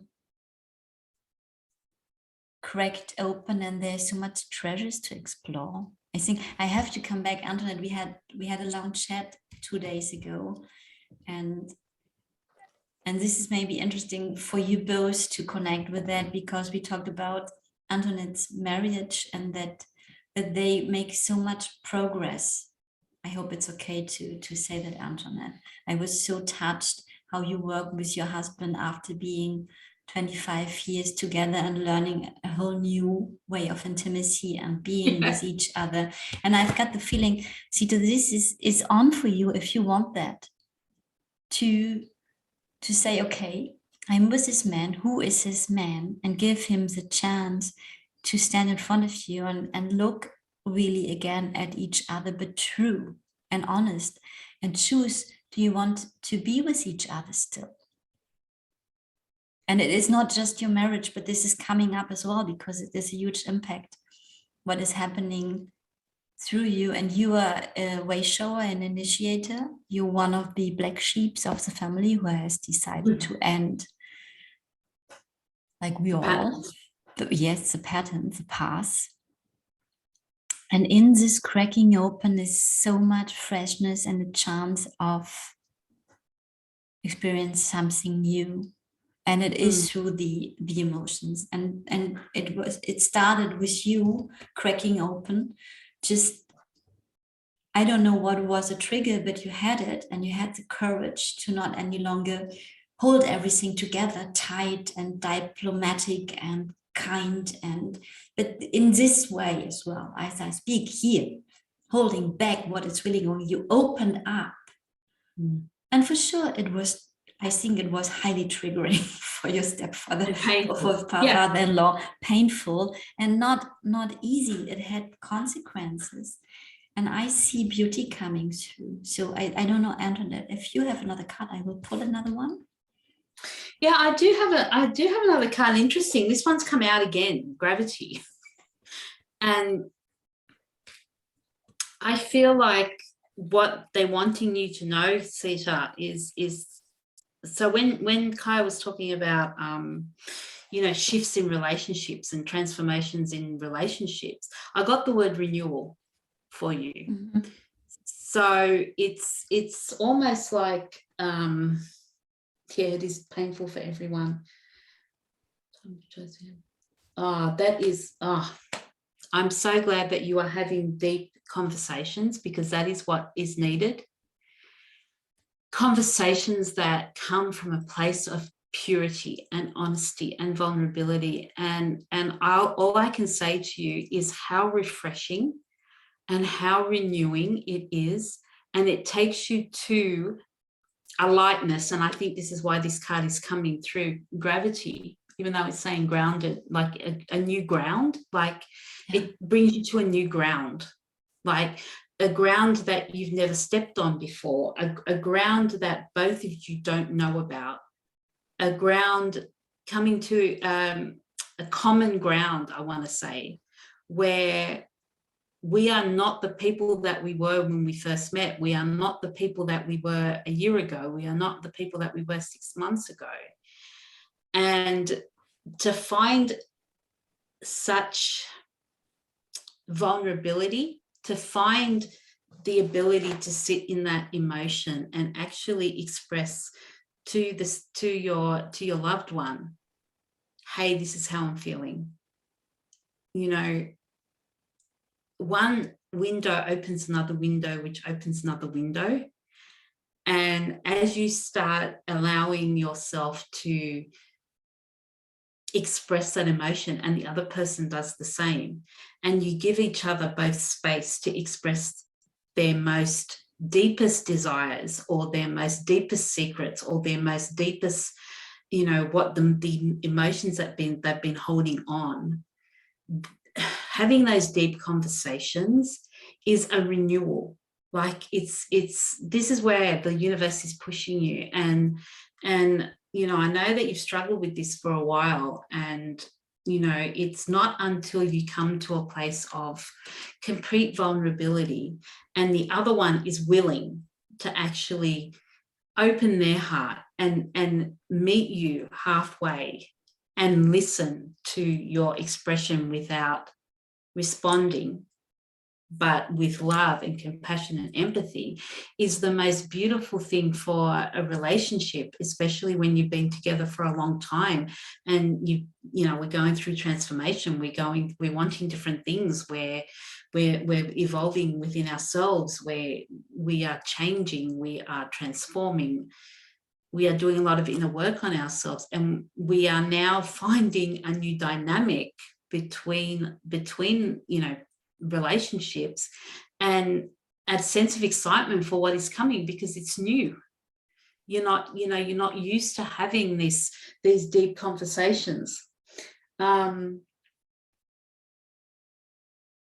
Okay, so Sita's saying that we are looking to move house. Beautiful. Beautiful houses are coming into our field. You know what? That is a beautiful sign, because it's like physically you're leaving the old behind. Mm-hmm. It's like you're moving, you may have lived in that house a long time. You may have had your children, the children might have been born into that house. And to me, it's a beautiful thing, because you are physically moving, like you are definitely leaving the old in the old, and you are moving to a new space. And the kids are asking the question, who's going to live there? So, there's a sense of excitement. There's a sense of renewal. There's a sense of something new. But I think the most important thing is you seeing the different sides of each other that you've never seen before. We can go through years of a relationship and get caught up in the daily life, with you having children and being the mother and always running the household, but it's not filling you anymore. And you want more from that, and you being able to express that to your partner, and then your partner being able to express back to you what he wants, is such a beautiful, beautiful thing. And it can only open up more doors. So I feel a sense of renewal for you, Sita. I'm very happy to hear that, you're allowing the mask to drop, and you're actually having, you're allowing yourself to have a choice. Often we think that we are stuck in something and we don't have a choice, but that is showing the love that you have for yourself, in that you are allowing yourself to have a choice, and allowing also your partner to have a choice, and to have those deep conversations together. So I think Kaya has another card for you. So yeah. Yes. First of all, confirmation from Melissa as well. Melissa says yes. She's coming back here, wanting to have her. She wants to go out. I have to leave her out after this. Yes, I had goosebumps when I were reading that you are attracting houses, and the question, who's going to live there? And I pulled the card attraction. But apart from that, what I see in this card is you creating your universe, to start to become really the active creator of how and with whom you want to live. And this is amazing. And this is an information I got again and again, what is happening. This is so also in the collective, that when we start on a personal level to create from this power of creation, the lives we want to live, we change the world. So it is totally in the time, in the spirit of the time, what you're doing. And I can say congratulations to that courage. I think we pulled once a card, you're like sitting on a bomb and you have to let it out, go for it.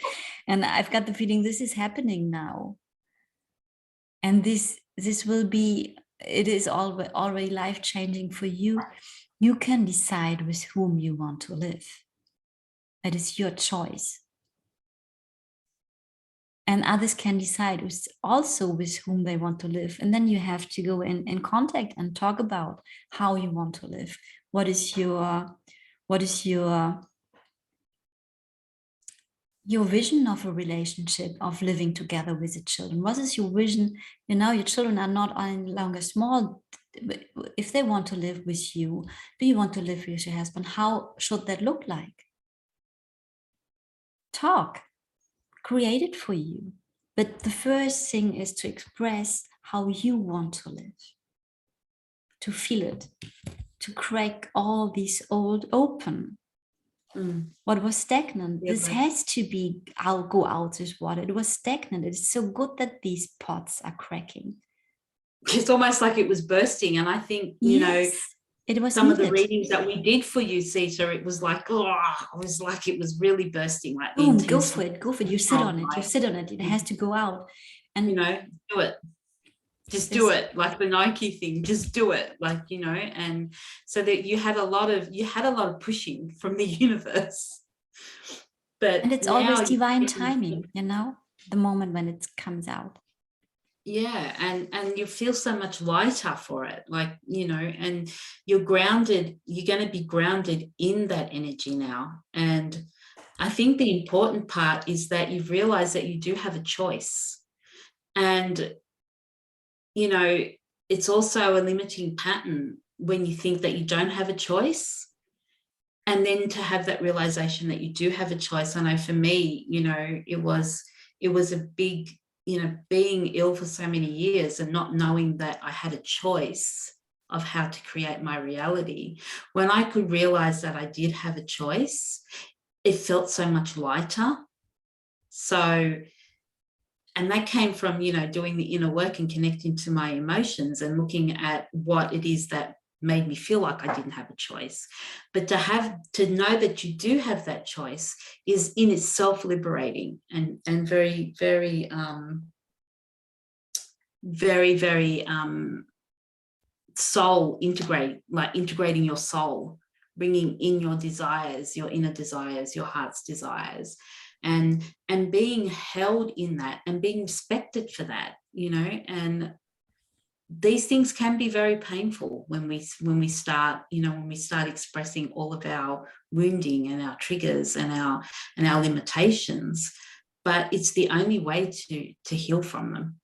That's the only way that we can heal from what is holding us back, is for us to actually connect and allow ourselves to feel it. So she said that she's been looking for what she wants rather than what others want for her. And for me, it's also, you know, speaking the truth is so empowering and so liberating. And, you know, create in yourself, first of all, how you want to live. And then you can negotiate with the others who want to live with you. Have a look, you know. But first of all, you have to be clear what you want. Yeah. I love it. Now all the kids are saying, oh, who's going to live there? It's such a nice house. I want to live there, you know, and all of this is what I feel like is what's going on. And, you know, it's you've spent your life being a mother and looking after, you know, and like Kaya said, I think you have a younger son, but your other two daughters are older. So yeah, it's beautiful that, and I love that the both of you are actually stepping into your emotions. It's not just one of you, which is beautiful, because that is growth in itself and a renewal. The word renewal keeps coming in, renewal. So, you know, and so much of the theme of leaving the old behind and starting new, and you're taking that physical step by moving houses as well. So yeah, and for me, it's a proof, you know, when we are in the system, well functioning, even when it's a trauma system, when one is stepping out and saying, no, I don't play this any longer, the others have to follow. Either they fall apart or they have to follow. There's no other chance. Yeah. And if there's resistance there, that's where the pain will come from. Yes. And, you know, that's where the conflict may come from. And that's inevitable, that it's going to come up. But it's honoring each other's feelings and honoring each other's emotions and seeing, you know, again, coming back to that choice, we have a choice. Yes. What is it that you want? Yes. You know, and as confronting as that might be for someone to actually ask you that question, I think it's the essence of it all. Like, in your heart of hearts, what is it that you want? Yes. Okay. Go on like that, Sita. That's right. She said, I said no more of living that way. Perfect. Create that. negotiate.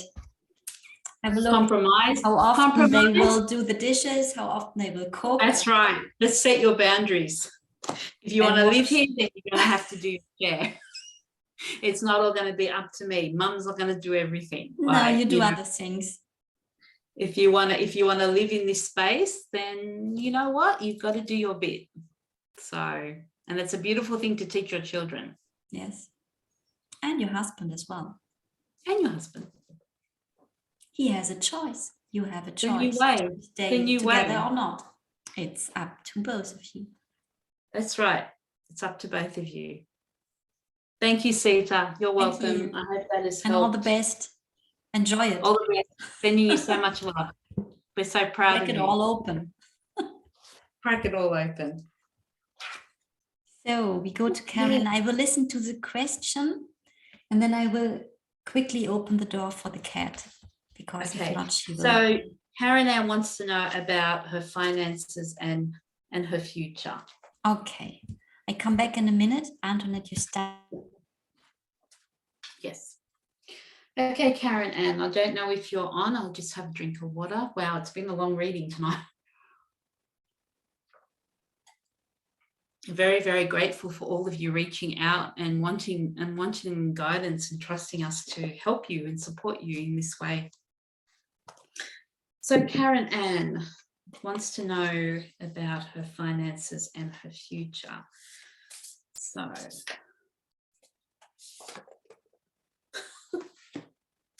the same card keeps coming out all the time. Wow. Oh, thank you, Karen Ann. Thank you for letting me know you're here. Thank you for being patient. We've had a lot of readings tonight, so thank you for coming in. I'm going to, it's the same card again, resilience. Wow, interesting. It's a third time today, yeah? Yeah, I think it means something different for each person. Mm. But I specifically asked about finances for you, Karen Ann, because that was your question. And I get resilience.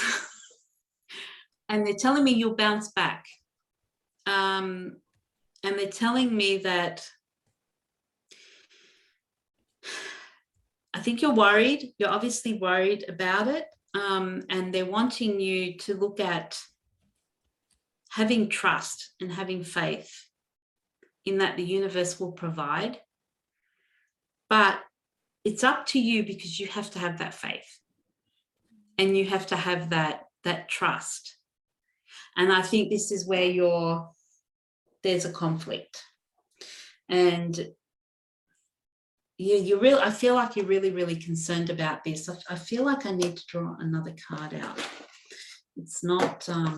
Should I go on or would you? Yeah, go on, but it's about the finances, but it's. Okay, yeah. So Karen, and I pulled the Tower. Oh.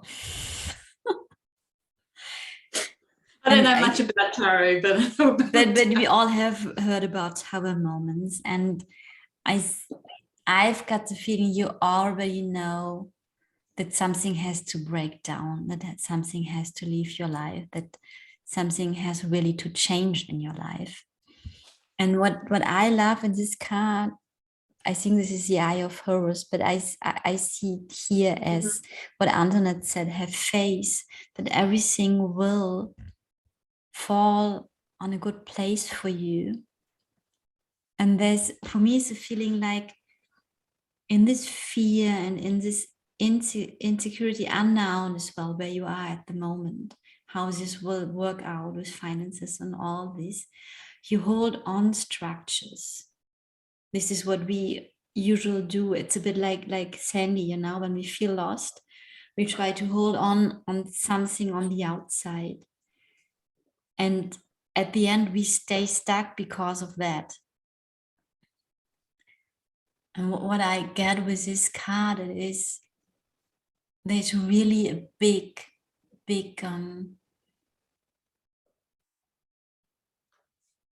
like an asking of the universe to rely on yourself.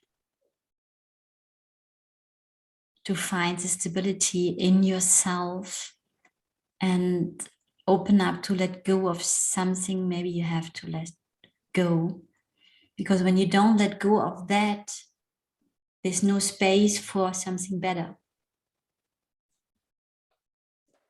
And I did a personal reading for you, and I come back to this tree I painted.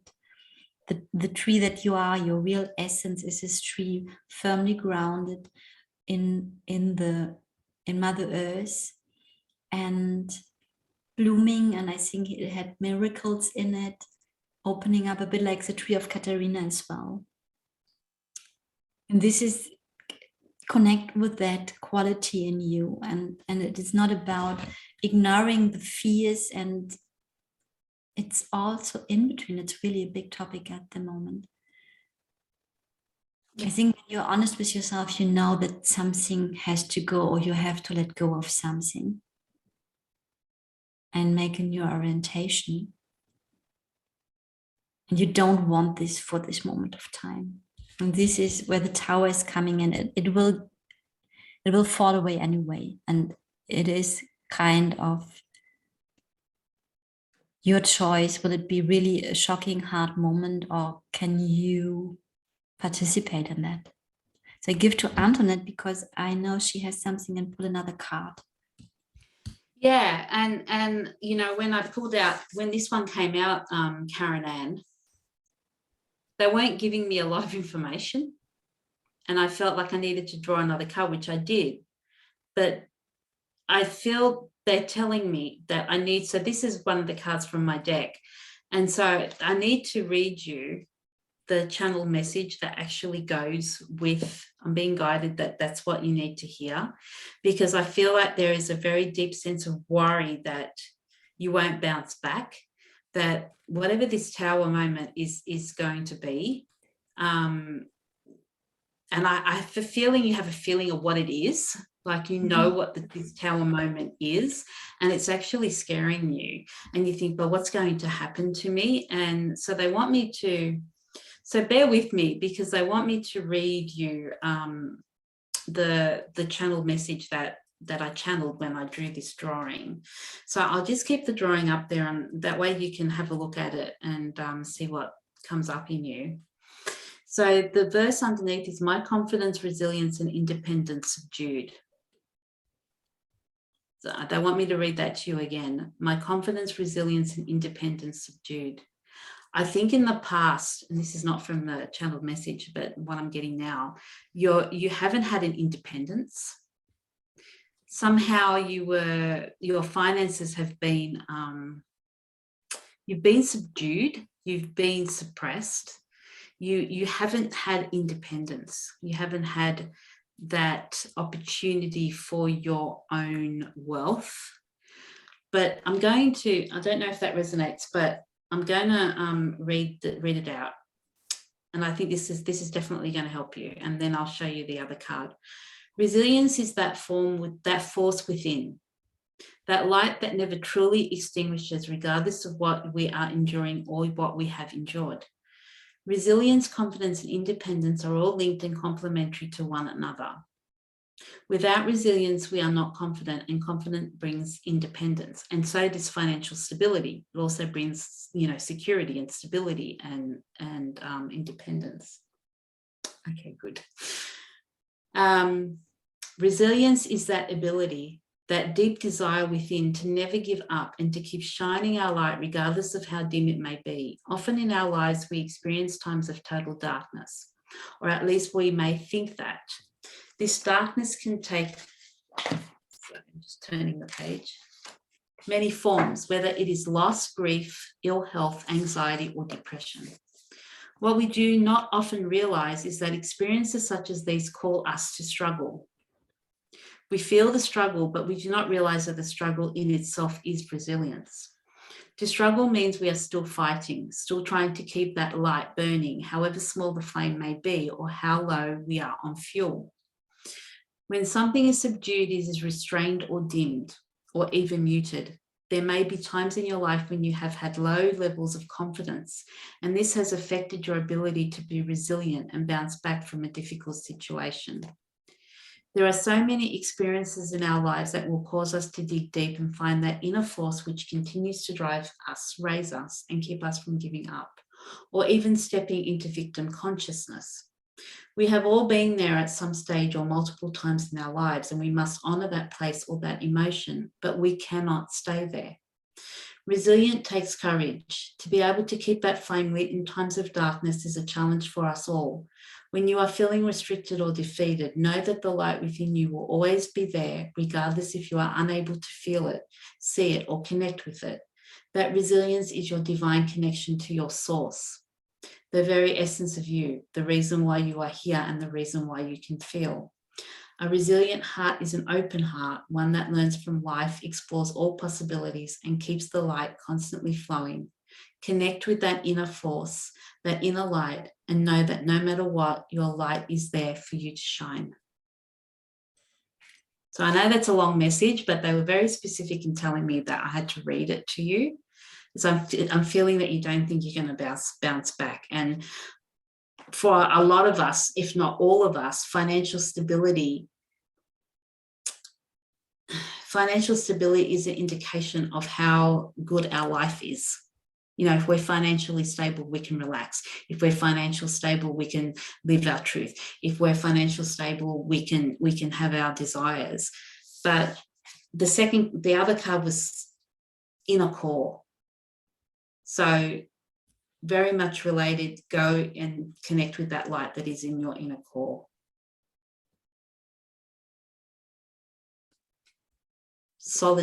Solidity, it says solidity.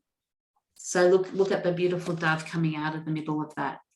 So I think the universe is challenging you or giving you the opportunity to stand on your own 2 feet, to have some sort of stability. I'm going to pull it over to Kaya because that was a very long channel message, but it was needed. That's what they advised me to read for you. So I'll show it to Kaya. And it's beautiful, Antoinette. The message is beautiful. I pulled a card we already had today as well, gratitude. And I see we had it with Anca. And for you, it's a bit different because you don't have this fixed image of how it should look like.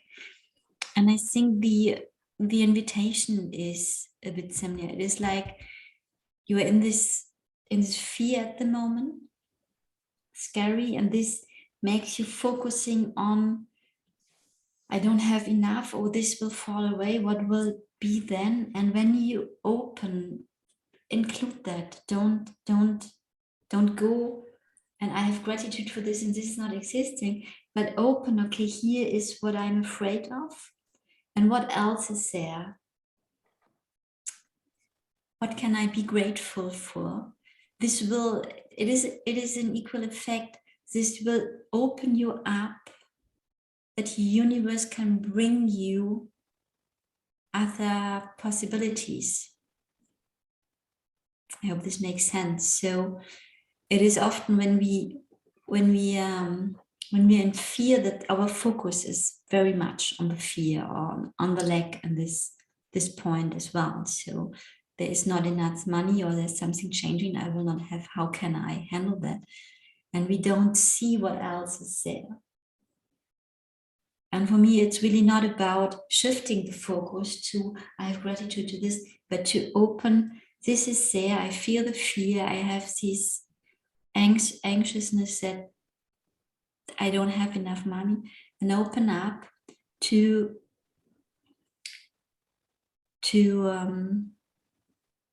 see what else is there. And I think I'm lying like trying to still say my gratitude every day. I think it is for you also really to practice it on the daytime, and every moment when something is lightening your heart, not just to practice it in the evening, just really in this present moment. I'm grateful that I get this reading. I'm grateful that you have paid money, that you gave something, that you did a step to get a reading. I'm Yeah, that's grateful right. for my courage in a situation where I'm anxious that I don't have enough, that I give this money to get a reading. To let yourself feel how you can take care of yourself. This is what you're doing here at this moment of time, is taking care of yourself. Self-care, yeah. Yes. It's self-care and allowing yourself to have a moment where you need support, acknowledging that, and then valuing yourself enough to pay to have that exchange of information. And support. And what I get as well with this card, very, very practical. See the both hands. Do you have somebody who can you allow to hold your hand? In a very practical manner, a good friend, I don't know, somebody when you're really shaking and when you are in between as well. It is really the quality of the collective at the moment. So something is ending and has to end as well. Because you can't grow when you stay in that, and your soul wants to grow. And have you someone around you, a good friend, when you can sit with and talk about your pain and your fear as well, and not in the way of give me a solution, but to share it and to not feel so alone with that. And this is, I learned that in my first therapy, when we open up to another person, we give the other one the person of our trust and showing up vulnerable. Because often we think we are too much for others, we can't go with our worries and we can't ask for help. And asking for help is at the end giving the other one a gift. So in our case here, you gave us money. It is an exchange, but you gave us so much more because you trust us. And you open up with your worries. It is not just you paid for it, you get your reading. It is also, okay, you are at the point of in your life where you need support. Or maybe you can stand this alone, but it is good to have support. I will reformulate it. And you go for that. And this is really, really beautiful. Have gratitude for that already. And have a look where around you have people or your daughters coming in my mind where you can open up and not to give a burden to her. She don't have to find a solution for you, but just somebody holding space while you are shaking in this. Yes. Just notice this card has got holding hands. Space. Holding space. Yes. And like there's a very strong push in the universe for you to have financial independence, but at the same time, it's like this to go to your inner core is to have connection. So there's all these, I don't know if you can see it, but there's all these hands there. And then something is just breaking open. So, in line with the tower card. But look at what piece is coming out, the white dove, what piece is coming from your inner core. So it's about, and like Kai was saying, you've made a step today. You've made a step today to use some of that value that, to gain some guidance for your own self-care and your own self-worth, and to get some inner peace, to get some peace from the inside. I'm glad you have your daughter and you have your friends, and I think that's very much represented by all these hands holding you. You are being held. You have people to hold you. You have people that you can share with. You have people that you can connect with. You're not alone. And and I think the two faces are again, one of them is a dark and one of them is a lighter. Again, it's about shadow work and the two sides of our duality, our polarities. and going to the inner core of it to find the inner peace. And look at that beautiful dove that is flying out from the middle there. So, and you know, the word is solidity, solid, secure, stable. Your inner core is where you are stable. Your inner light is where you are stable. And you will bounce back. Yeah. And I pulled out the card again that I pulled for Sita. Because there's something similar in this tower moment, that this breaking of the tower of structures you're in, they are seemingly safe, or they are safe. In a way they are safe, but they're holding you small as well. Very constricting. And, yes. And as I said earlier, the universe, I think it was in the reading of Sandy, the universe will give us challenges to grow. And it is painful when something is breaking away what gave us for a long time security and stability. And it is liberating as well. Yeah, and then we go back to that grief card where, you know, allow yourself to grieve the loss of what is no longer there. And you know, we have to go through that. Yes, allow the fear to be there. Hold the little Karen Ann who's shaking in fear and saying, I don't know what is coming now. I don't know. We as a collective and everybody personal, we make so much steps at the moment in an unknown world. And even when there's a higher knowing that everything is for good reason and it will be good, to go into the unknown is so frightening. It's still frightening. It's so frightening. It's okay to be frightened. Absolutely.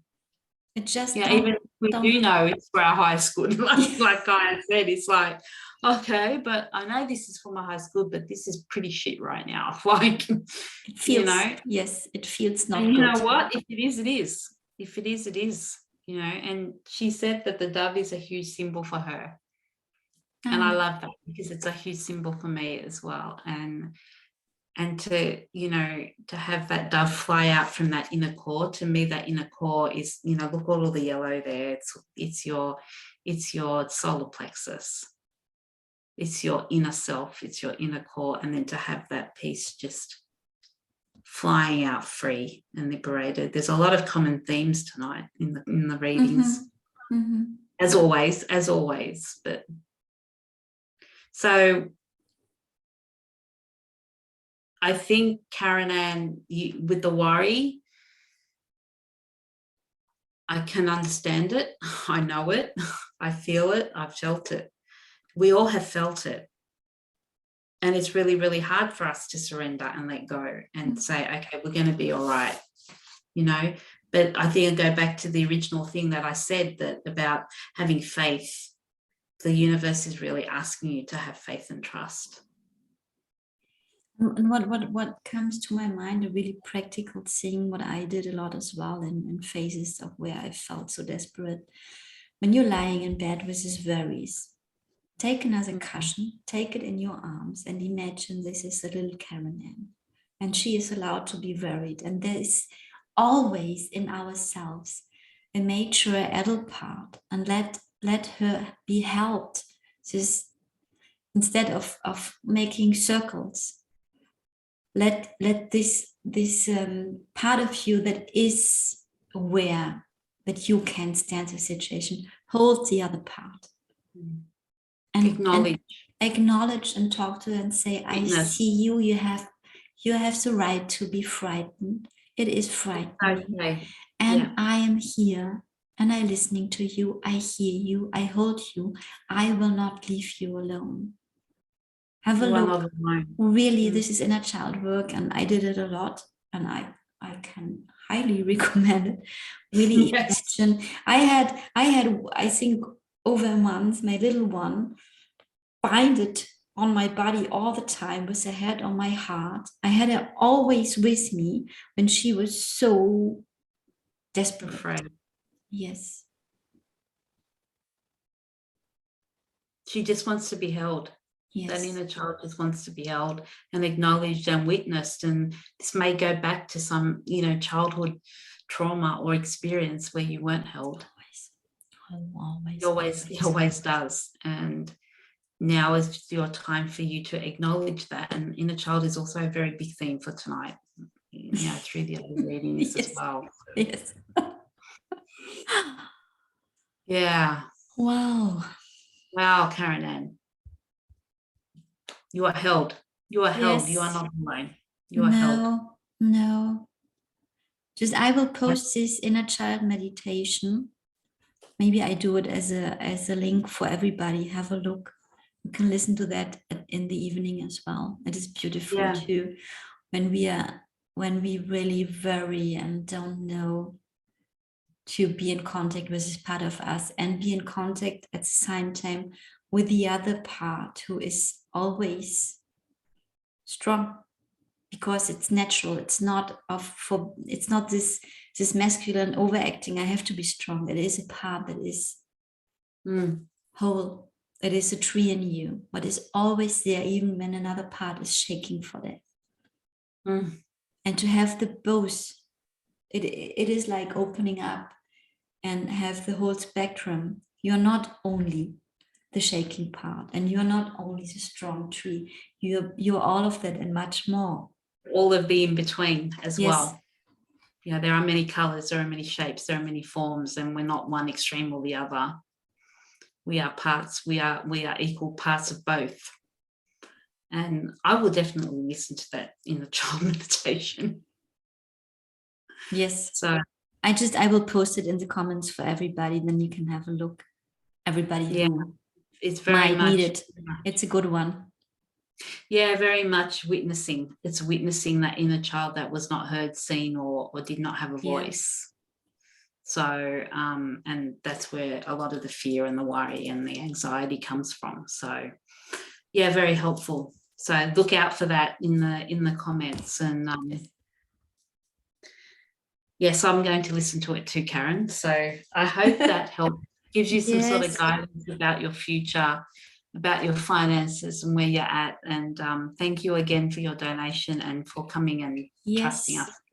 And spending time and money on yourself to give yourself some self-care and some intuitive guidance. And we appreciate you coming to us for some guidance. Thank you very much. Thank you. And all this will be for you. This is always so, just I say always, when I would know in the challenging situation the outcome, it would be so much easier. But this is challenge of the challenge that we don't know, and we have to be in the don't know and the pain and the fear and the whatever. The uncertainty, and it just pushes us to trust. And even though we really want to know, we will only know in divine timing, as it always should be. Thank you very much, Karen Ann. Wow. All my best wishes, our best wishes for you. Sending love to you too. Thank you. Let's stay in contact. So now we go to Mel. I don't know, Mel, if you're still there. Thank you for your patience. It's much longer today than when we thought. We have it's been a really long. I think this might be the longest time we've gone for. Kaya, it's really long. It's long. Yeah. But we're very, very grateful that all of you have trusted us. I can't explain how it makes us feel to know that you have trust in us, and you are willing to have faith in the messages that we will receive for you. So we will receive for you. It's coming out. And obviously this is our creation, Antoinette, to go deeper into the readings and make them longer today. That's right. So it is always what, and we are grateful in this moment to have all of you here, and we are grateful to have all of you ask for guidance. And this is our passion, and this is our work, and we are very, very blessed and grateful to be here to do this. And Mel, thank you. She is here. Here. I saw that, Mel. Now it's your time. Now it's your time. You've been waiting very patiently. So this will be the last reading for this month. And yes, please come back next month and get some more guidance, or contact us on on our pages or on my website, AntoinetteTompson.com, if you would like some support and guidance. Okay, Mel. Mel had Welcome. a question. You noted the question from Mel? No, I did not see a question. Oh, yes, I did. I apologize. I did. How can I deal with and let go of all the trauma and fear that has been coming up? Okay. So again, on the theme of shadows, so definitely I'm going to do. It's a time quality as well. Oh yes. I start? Yes, please. I start. I'm going to give my deck a shuffle, because definitely I have to use my deck for you now. Do that. And I pulled a card from the Queen of the Moon. It is a dark moon, the void. So the perfect expression of not knowing and being in between.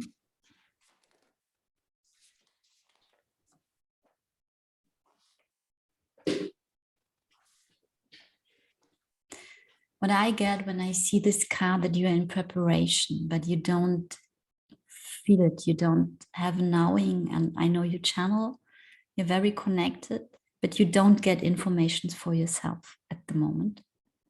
What is often that we don't get information for ourselves, for purpose. Maybe you feel even disconnected from source or from your guides. I don't know how you call that. We will talk about that. And look at this image. It is like you are here.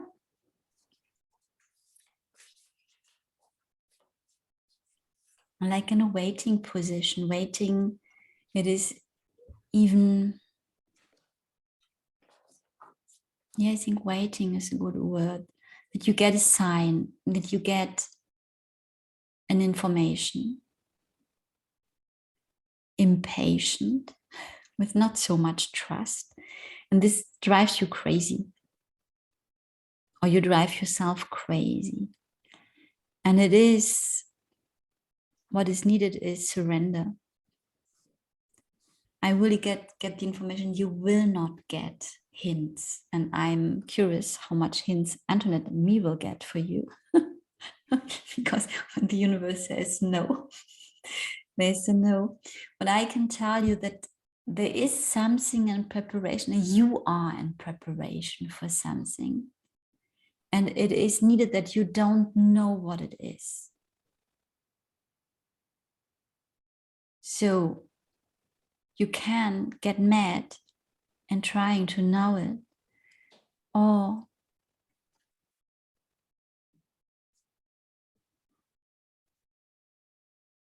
it is kind of let go of all what is in your head at the moment and concentrate of little concrete things in your all-day life. And also have a really big focus on it's like on a physical level.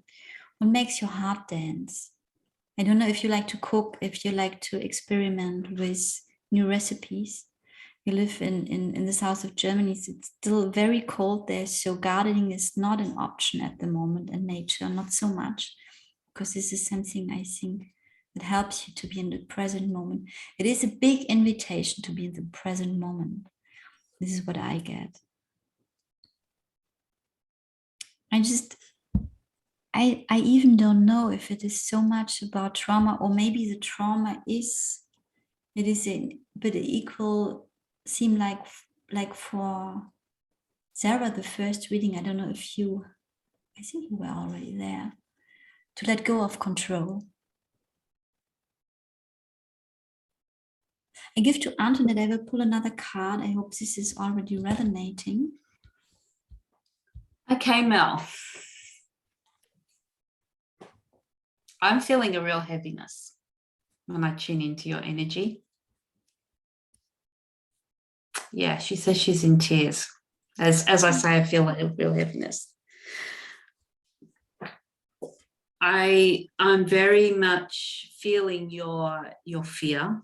I'm very much feeling what's been coming up. I'm very much feeling that you've suppressed a lot. And I'll show you the card in a moment, but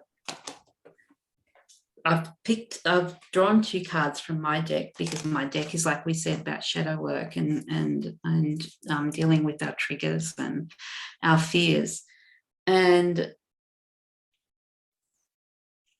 when we talk about control, the universe, you ask the question, how can I deal or let go of all the trauma and fear that's been coming up?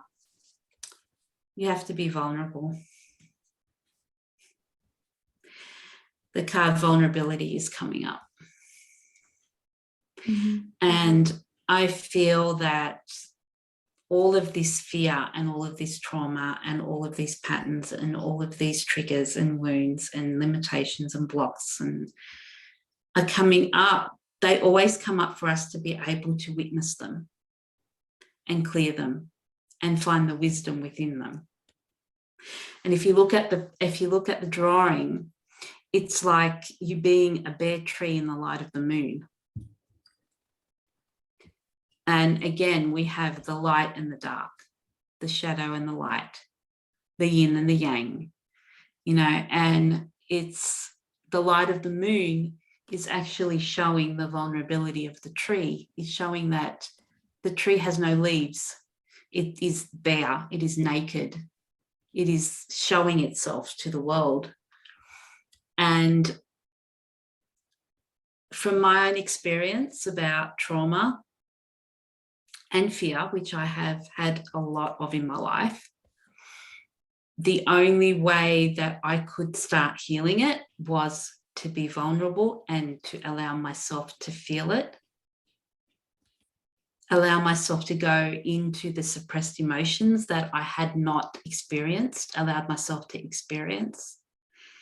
Before I was able to do that, I was not able to start letting it go. And I always tell my clients that we cannot let something go if we have not witnessed it or acknowledged it within ourselves. And that, of course, is a process. And I feel like I have to read out the quote, and it says, to recall the pain of vulnerability, violation, and fragility.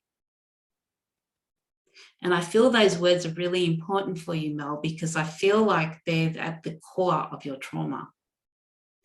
They're at the core of what you fear or what you want to let go of. And you really do feel vulnerable. You really do fear vulnerability, because vulnerability means that you're not in control. Vulnerability means that you are showing yourself to the world, that you are taking off that other mask off the other eye, or at least showing yourself to yourself, or at least showing yourself to someone else.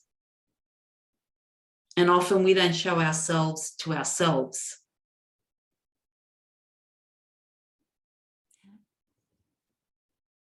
That they're saying to me, that's a big one. You don't show yourself to yourself. Yes. And I'm just getting goosebumps when that comes through, because it's a really, really strong one. And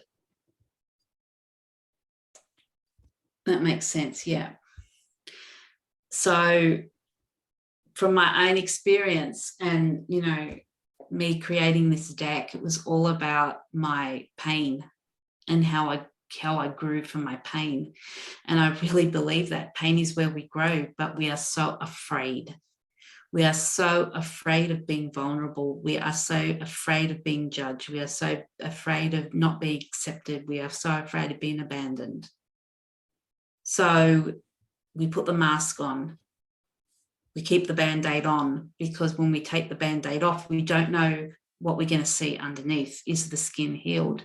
Is it still not healed? Is it raw? Is it bleeding? Is it, you know?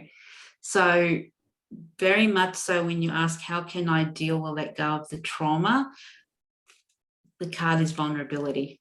Mm-hmm. The message for you is to be vulnerable, and whether or not that looks like you being vulnerable with yourself, or whether it means reaching out for support to be able to connect and someone to hold space and guide you, to actually sit with you and witness your trauma, but then to not sit in that trauma, and then to move through it and release it and integrate the wisdom from it, And when I keep the second card is authenticity, because it's linked to being vulnerable. Very much so that when you are vulnerable, you are showing your authentic self. And I draw attention to the circle inside, which is your inner core. And it says to be authentic to my inner core. And if you look, it's all the chakra systems, and it's where our chakras are where we hold all the energy that is stagnant. That's where we hold our triggers. That's where we hold our restrictions, where we hold our blocks. And then it affects our behavior. So I liken the circle here to Kaya's card, where it says the void. This is the void.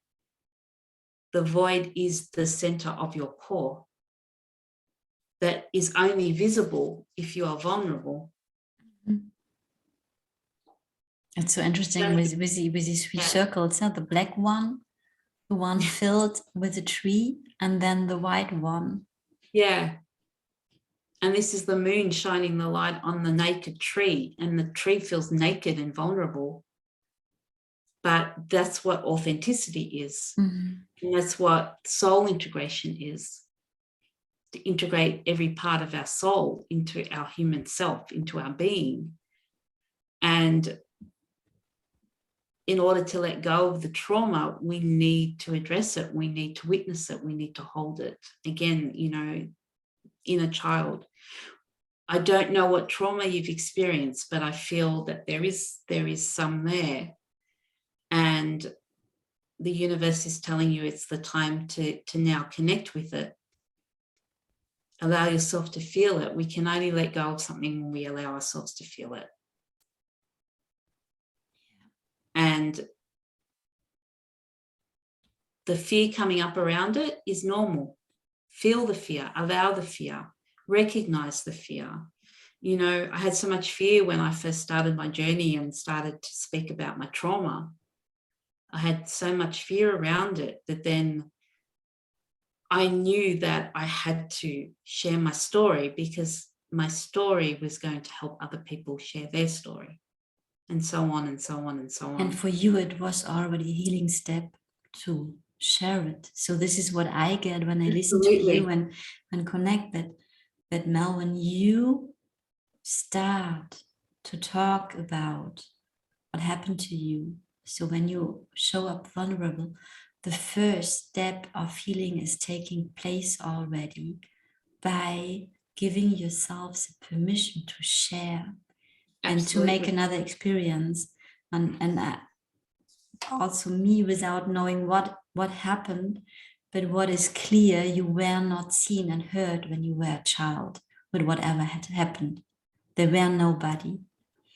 And so I think what Antoinette said, the first step to be there for yourself. And I pulled another card from the German deck for you, the German one. Die Mutter des Feuers, the mother of the fire. And I see this as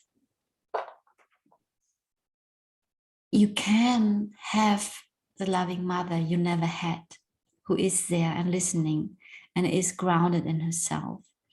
And the first step is, we come back to inner child work, to be to yourself and to listen to yourself. And I know I had one day, I said to my inner child, little Kaya, and when nobody wants to hear you, nobody will see you ever, how you are, I will ever see you, I will ever love you, how you are.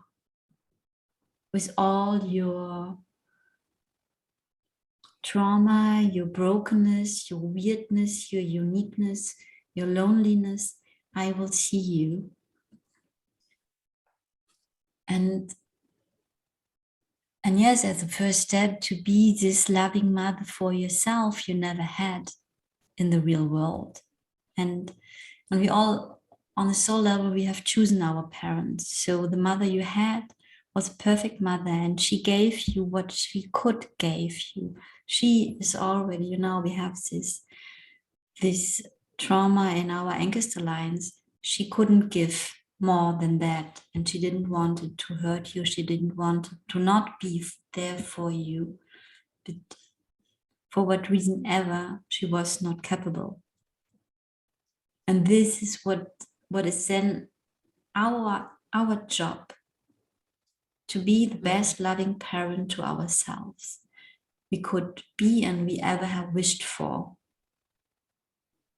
And I think, as Antoinette said, I don't know if writing is an instrument for you, or really having self-talks.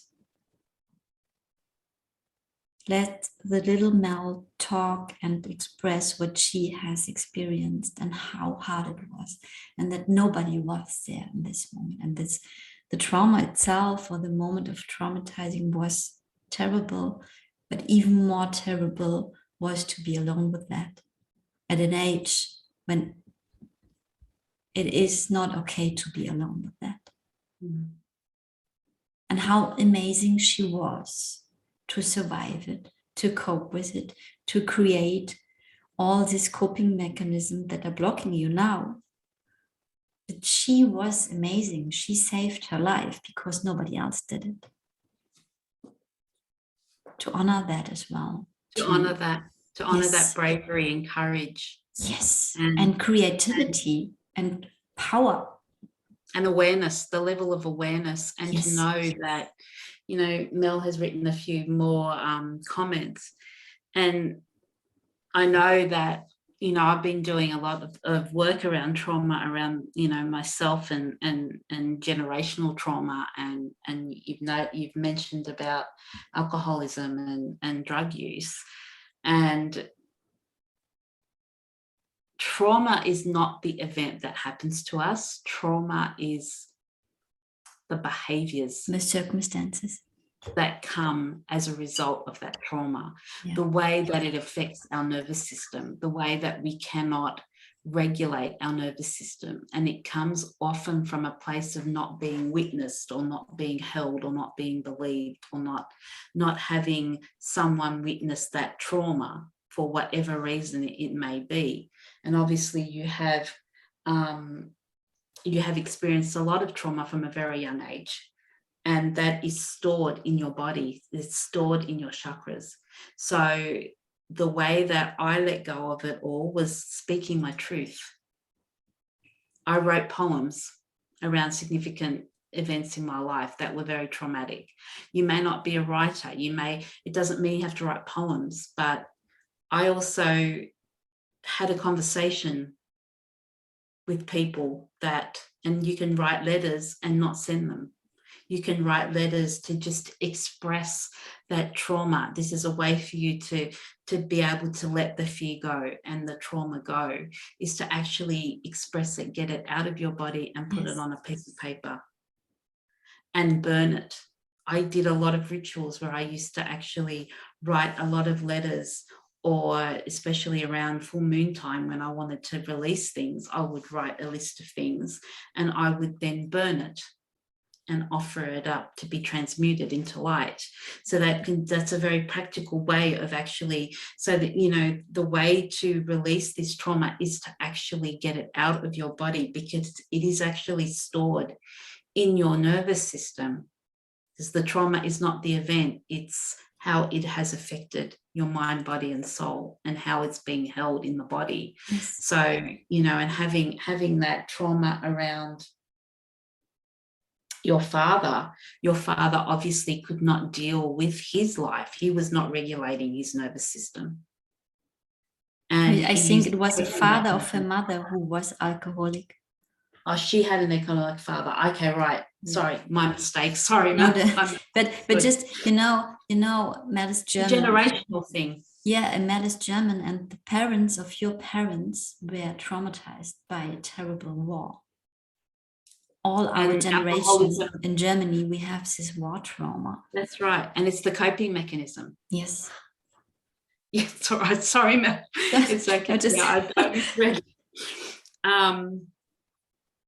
but yeah, that's right. And we have coping mechanisms, and some of us turn to alcohol, some of us turn to drugs, some of us just repress everything, some of us block, some of us, it starts manifesting as illness. So it's the important thing of how to release the trauma, which is coming back to your question. Obviously, it takes a lot of work, a lot of inner work. And, if you need support, please reach out. But it's a process of allowing yourself to connect to it, and then actually releasing it out of your body somehow in some type of form. Perhaps you draw. I don't know how, you may be creative in that way, that you can draw your emotions out. You can write your emotions. For me, writing my deck was very cathartic. It was a huge part of my healing, for me to be able to write it and then find a purpose in the lessons that I learned from that trauma. And, that comes later, that doesn't come at the beginning, that comes later, where you can find the wisdom from that experience. And then you're able to share it, like I'm sharing it, to help others. So, we often look for the why did this happen to me? So switch it around, say, why did this happen for me? And then try and get the wisdom from it, rather than focusing on the pain or the actual event. We need to look at the results of what happened, not so much the event, because there's no point in sitting in the event. It's only going to bring you pain. So I can tell, Antoinette, you gave me, on one session we had, an amazing homework. So I have a lot of issues around my mother. And the homework was amazing. It was writing a letter to my mother that I will never give to her, but allow myself to be so honest, so brutal, so not love and light and complaining. And it was so healing. I never would give my mother this letter. It would destroy her. It is not productive. But to write this down from the perspective of the child that was left alone in many situations, and used in all was what I had with my mother, and we can do it with both parents. Absolutely, you can do it with allow ourselves to not be polite, diplomatic. What we learn as empaths, to feel what the other person feel, what we can give her, to just this allowance to write it down. And there was a moment I was finished, and then I was burning. You write more. And I had resistance to start. And then when I started reading, it was so flowing, and then I stopped and came back. And the resistance was it was also so, and I don't give this to her. But it was not giving to her, it was giving to me. And this is another aspect that our parents did the best they could, always. With their level of awareness. And they loved us as they could. And they were traumatized. They had traumatized parents. And most of our parents were not the breaker of generational patterns. Mostly we are these ones. We put our hand up.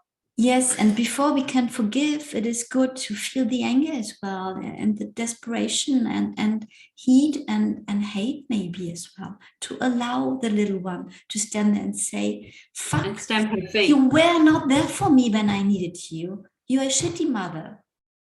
Yeah. You're not a good mother. I don't believe in your love. When this is love, then love is shit. And see how I believe to be loved has to do with to do. This is love. And I'm only worth of love when I take care of another person. And it needs time to go out of that. Yeah. Yeah. Courage. I do remember giving you that exercise, because I actually did it myself. Yes. And I found it, I don't give anything to anyone unless I've done it myself, because it's, I believe, to walk the walk. But it was so healing for me. And I had resistance to write it, because I thought I was doing the wrong thing in writing, but it was the most healing thing. And I actually did a video about it a few weeks ago around my mother's anniversary of her death, because I wrote that letter 2 years ago. I didn't burn it. I kept it, and I knew that I would have to read it out. So Mel, if you want to have a look at that, you can go on my page. It's a beautiful video. It's very touching. Thank you. It might be, I knew that it would come in handy, that it was 2 years down the track when I actually was guided to put it out there. So it's very much an acceptance, a forgiveness, an awareness of our parents had their own wounds, had their own generational trauma. And we ticked the box and we said, hey, you know, we're going to be the ones to stop that pattern. Yes. And it's not an easy job at all. And it's a process. It's a definite process. And when we have been exposed to so much trauma and maybe not witnessed it or allowed or suppressed it from the majority of our lives, like I did with mine, it's really, really difficult. But it is the most rewarding thing to be able to give yourself that gift. And she's Mel's written down that drawing works as well. So poetry. Yeah. So yeah, you know, be creative with how you can actually get that trauma out of your body. You know, we can do it with energetic work, but we can also do it through, you know, writing or speaking. Even if you want to speak it out, like, you know, sit in front of the mirror and speak something to someone. Dancing. You know, movement, dancing, whatever, shifting that stagnant energy away from your sitting in your chakras. So she says she's going to start writing every night now. Very perfect. Good. Okay. And have a look if you, in this process, if there's a moment you want to talk about with a close person, first of all, to allow really, but step to by be step. Vulnerable. Yes. To be vulnerable, you know, vulnerability takes steps. We can't just go out and strip off completely naked. Like, you know, you take off one piece of clothing at a time. You don't have to just like rip everything off at a time. So, you know, if you do have someone that you trust and you feel that you can be vulnerable with, ask that person to hold space for you. You know, to witness you, to hold you. And vulnerability is, you know, takes so much bravery and courage. And it needs also to have a good contact to this inner mother, to feel safe enough in yourself, nurtured, to open up to another person. And I know you have a good friend, because it's a friend of us as well, Christiana. Maybe this would be somebody beautiful to open up. Yeah. Do a whole beautiful space for you. But it's not about, okay, I do this now. It is, does it feel right for you? Even when there's another person, it is possible to open up. It has to feel right for you. I think you're at that stage. I think you really want to witness and deal with all of this trauma, and you've really come to a point where you want to actually be able to release it and let it go and move on. So and integrate the wisdom from it. The lessons, yes. Yeah. Thank you, Mel, for trusting us. Yes, thanking you for your patience. We never did it so long as today. No, I think this might be a record. But you know what? It's actually indicative, Kaya, of how everybody is in a space where they need support and they need guidance. Yeah, at the moment it's huge. It's really come to my attention. Yeah. It's really come to my attention because of how many people have jumped on and how many people are actually wanting guidance, you know, and we are in these really transformational times. They're not easy times. They're times of great change, and we are being challenged to the maximum of our potential and our ability, and you know, there's no running anymore. There's just no running, and the acceleration of transformation is the speed of it. You know, it's a lovely thing in a way, because when I first started my journey, I used to sit in something for months and months and months and not move or shift. Now the energy doesn't allow that. Like you have to, okay, it's intense. It's very intense. So the universe will bring it to you right in front of your face. But I feel like if we use the energy and we use the support and guidance that is out there, we can actually get through it a lot quicker because of the energies that are around now than what were, in previous times. So, yeah, what can we say? We're very grateful for all of you reaching. Thank you. Thank you for all you trusting us, for the donations, for doing the work. I think I'm grateful for everybody is on this path, and we haven't chosen that consciously, even when our soul has said, okay, this lifetime we go for that.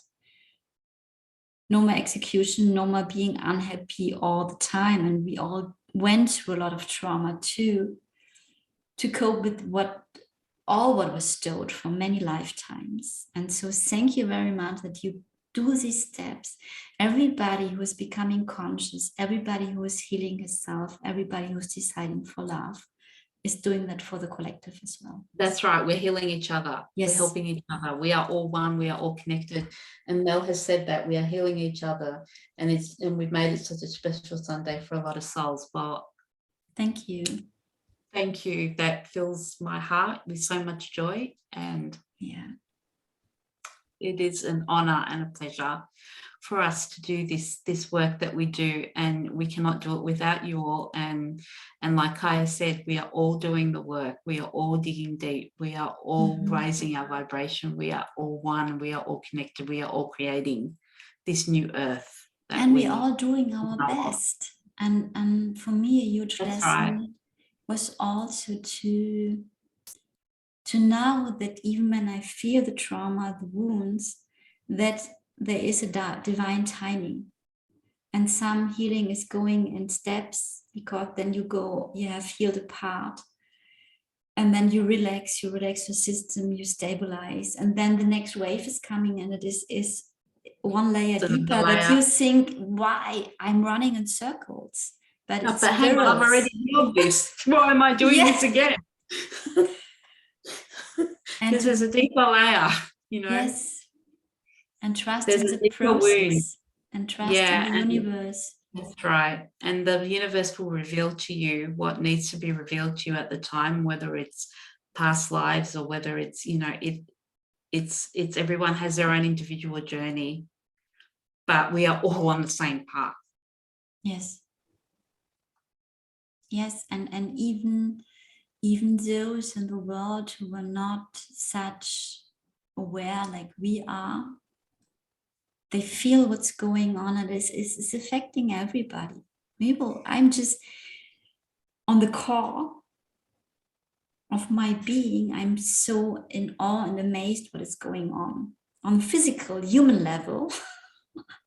I would like to relax. You would like to have some sleep. 1 month maybe without these intense energies. And I know it's not given at the moment because we are so pushed, and relaxing is not, this is what we have to create in our lives by ourselves. That's right.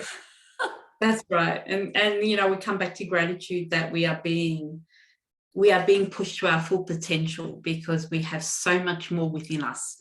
This is so much bigger than us. Yes. And we have so much more to give, and we are being pushed in order for us to be our authentic selves, so that we can stand up in that potential and in our personal power. Yes. So I know it's like, okay, another intense energy. When I channeled for April and I was writing, the energies will become lighter, I was like, yes. And then the next phrase, but not less intense. Okay. Well, thank you. That's right. Oh dear. So, we're very thankful for you all. Much love to you too, Karen. And to everyone that is joined us during the live, or everyone that's going to watch the replay. We see you, we hold you, we honor you. We are together in this. We are growing together, and we are healing together, and it's thank you for doing the work. Yes. So we're going to close up now. Yes, we close up now after been a today, marathon. 4 hours. In a marathon. That's so grateful. Yes. And thank you all for trusting us, and for those that joined us that hadn't, that are new, thank you for trusting us, and we hope to see you again next month. It's always done on the first Sunday of Normally, the month, yes. unless Yes. something's going on.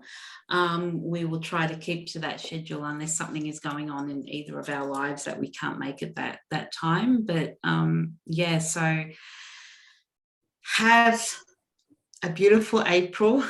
Yes, enjoy the energies, much lighter and intense. Grow, you know, think of all the growth, think of all the transmutation and the transformation, and know that we are all supporting each other, and we are Yes. all in the same boat, and it is an honor for us to guide and support you. So Yes. have a wonderful April. Do your best. Your best is your best. Yes. Oh, And don't be too hard on yourself, and find some time for self-care. Yes. Because it is definitely needed. Self-care, drink a lot of water. We get light codes, we're changing on a cellular level. Yeah. Rest when you can. Yeah. And listen to your body and listen to your intuition. Yes. That's all we can advise. And if you can rest when you need to rest, I know there are some days where I just like have to go and flop. If you're able to do that, please do it. Listen to your body. I have these days where I hardly come out of bed, and then I had to do a nap when I arranged to do that. I know some days where I'm not on this planet, and then other days when I am on this planet, and then other days where I feel, motivated, and then other days where I don't want to do anything. So you're not alone in all of this, and we just go with the flow. Okay. Thank you all again. Thank you very much. Peace, love, and light to everyone, and we will see you next month. Yes. Okay. Bye. Bye for now.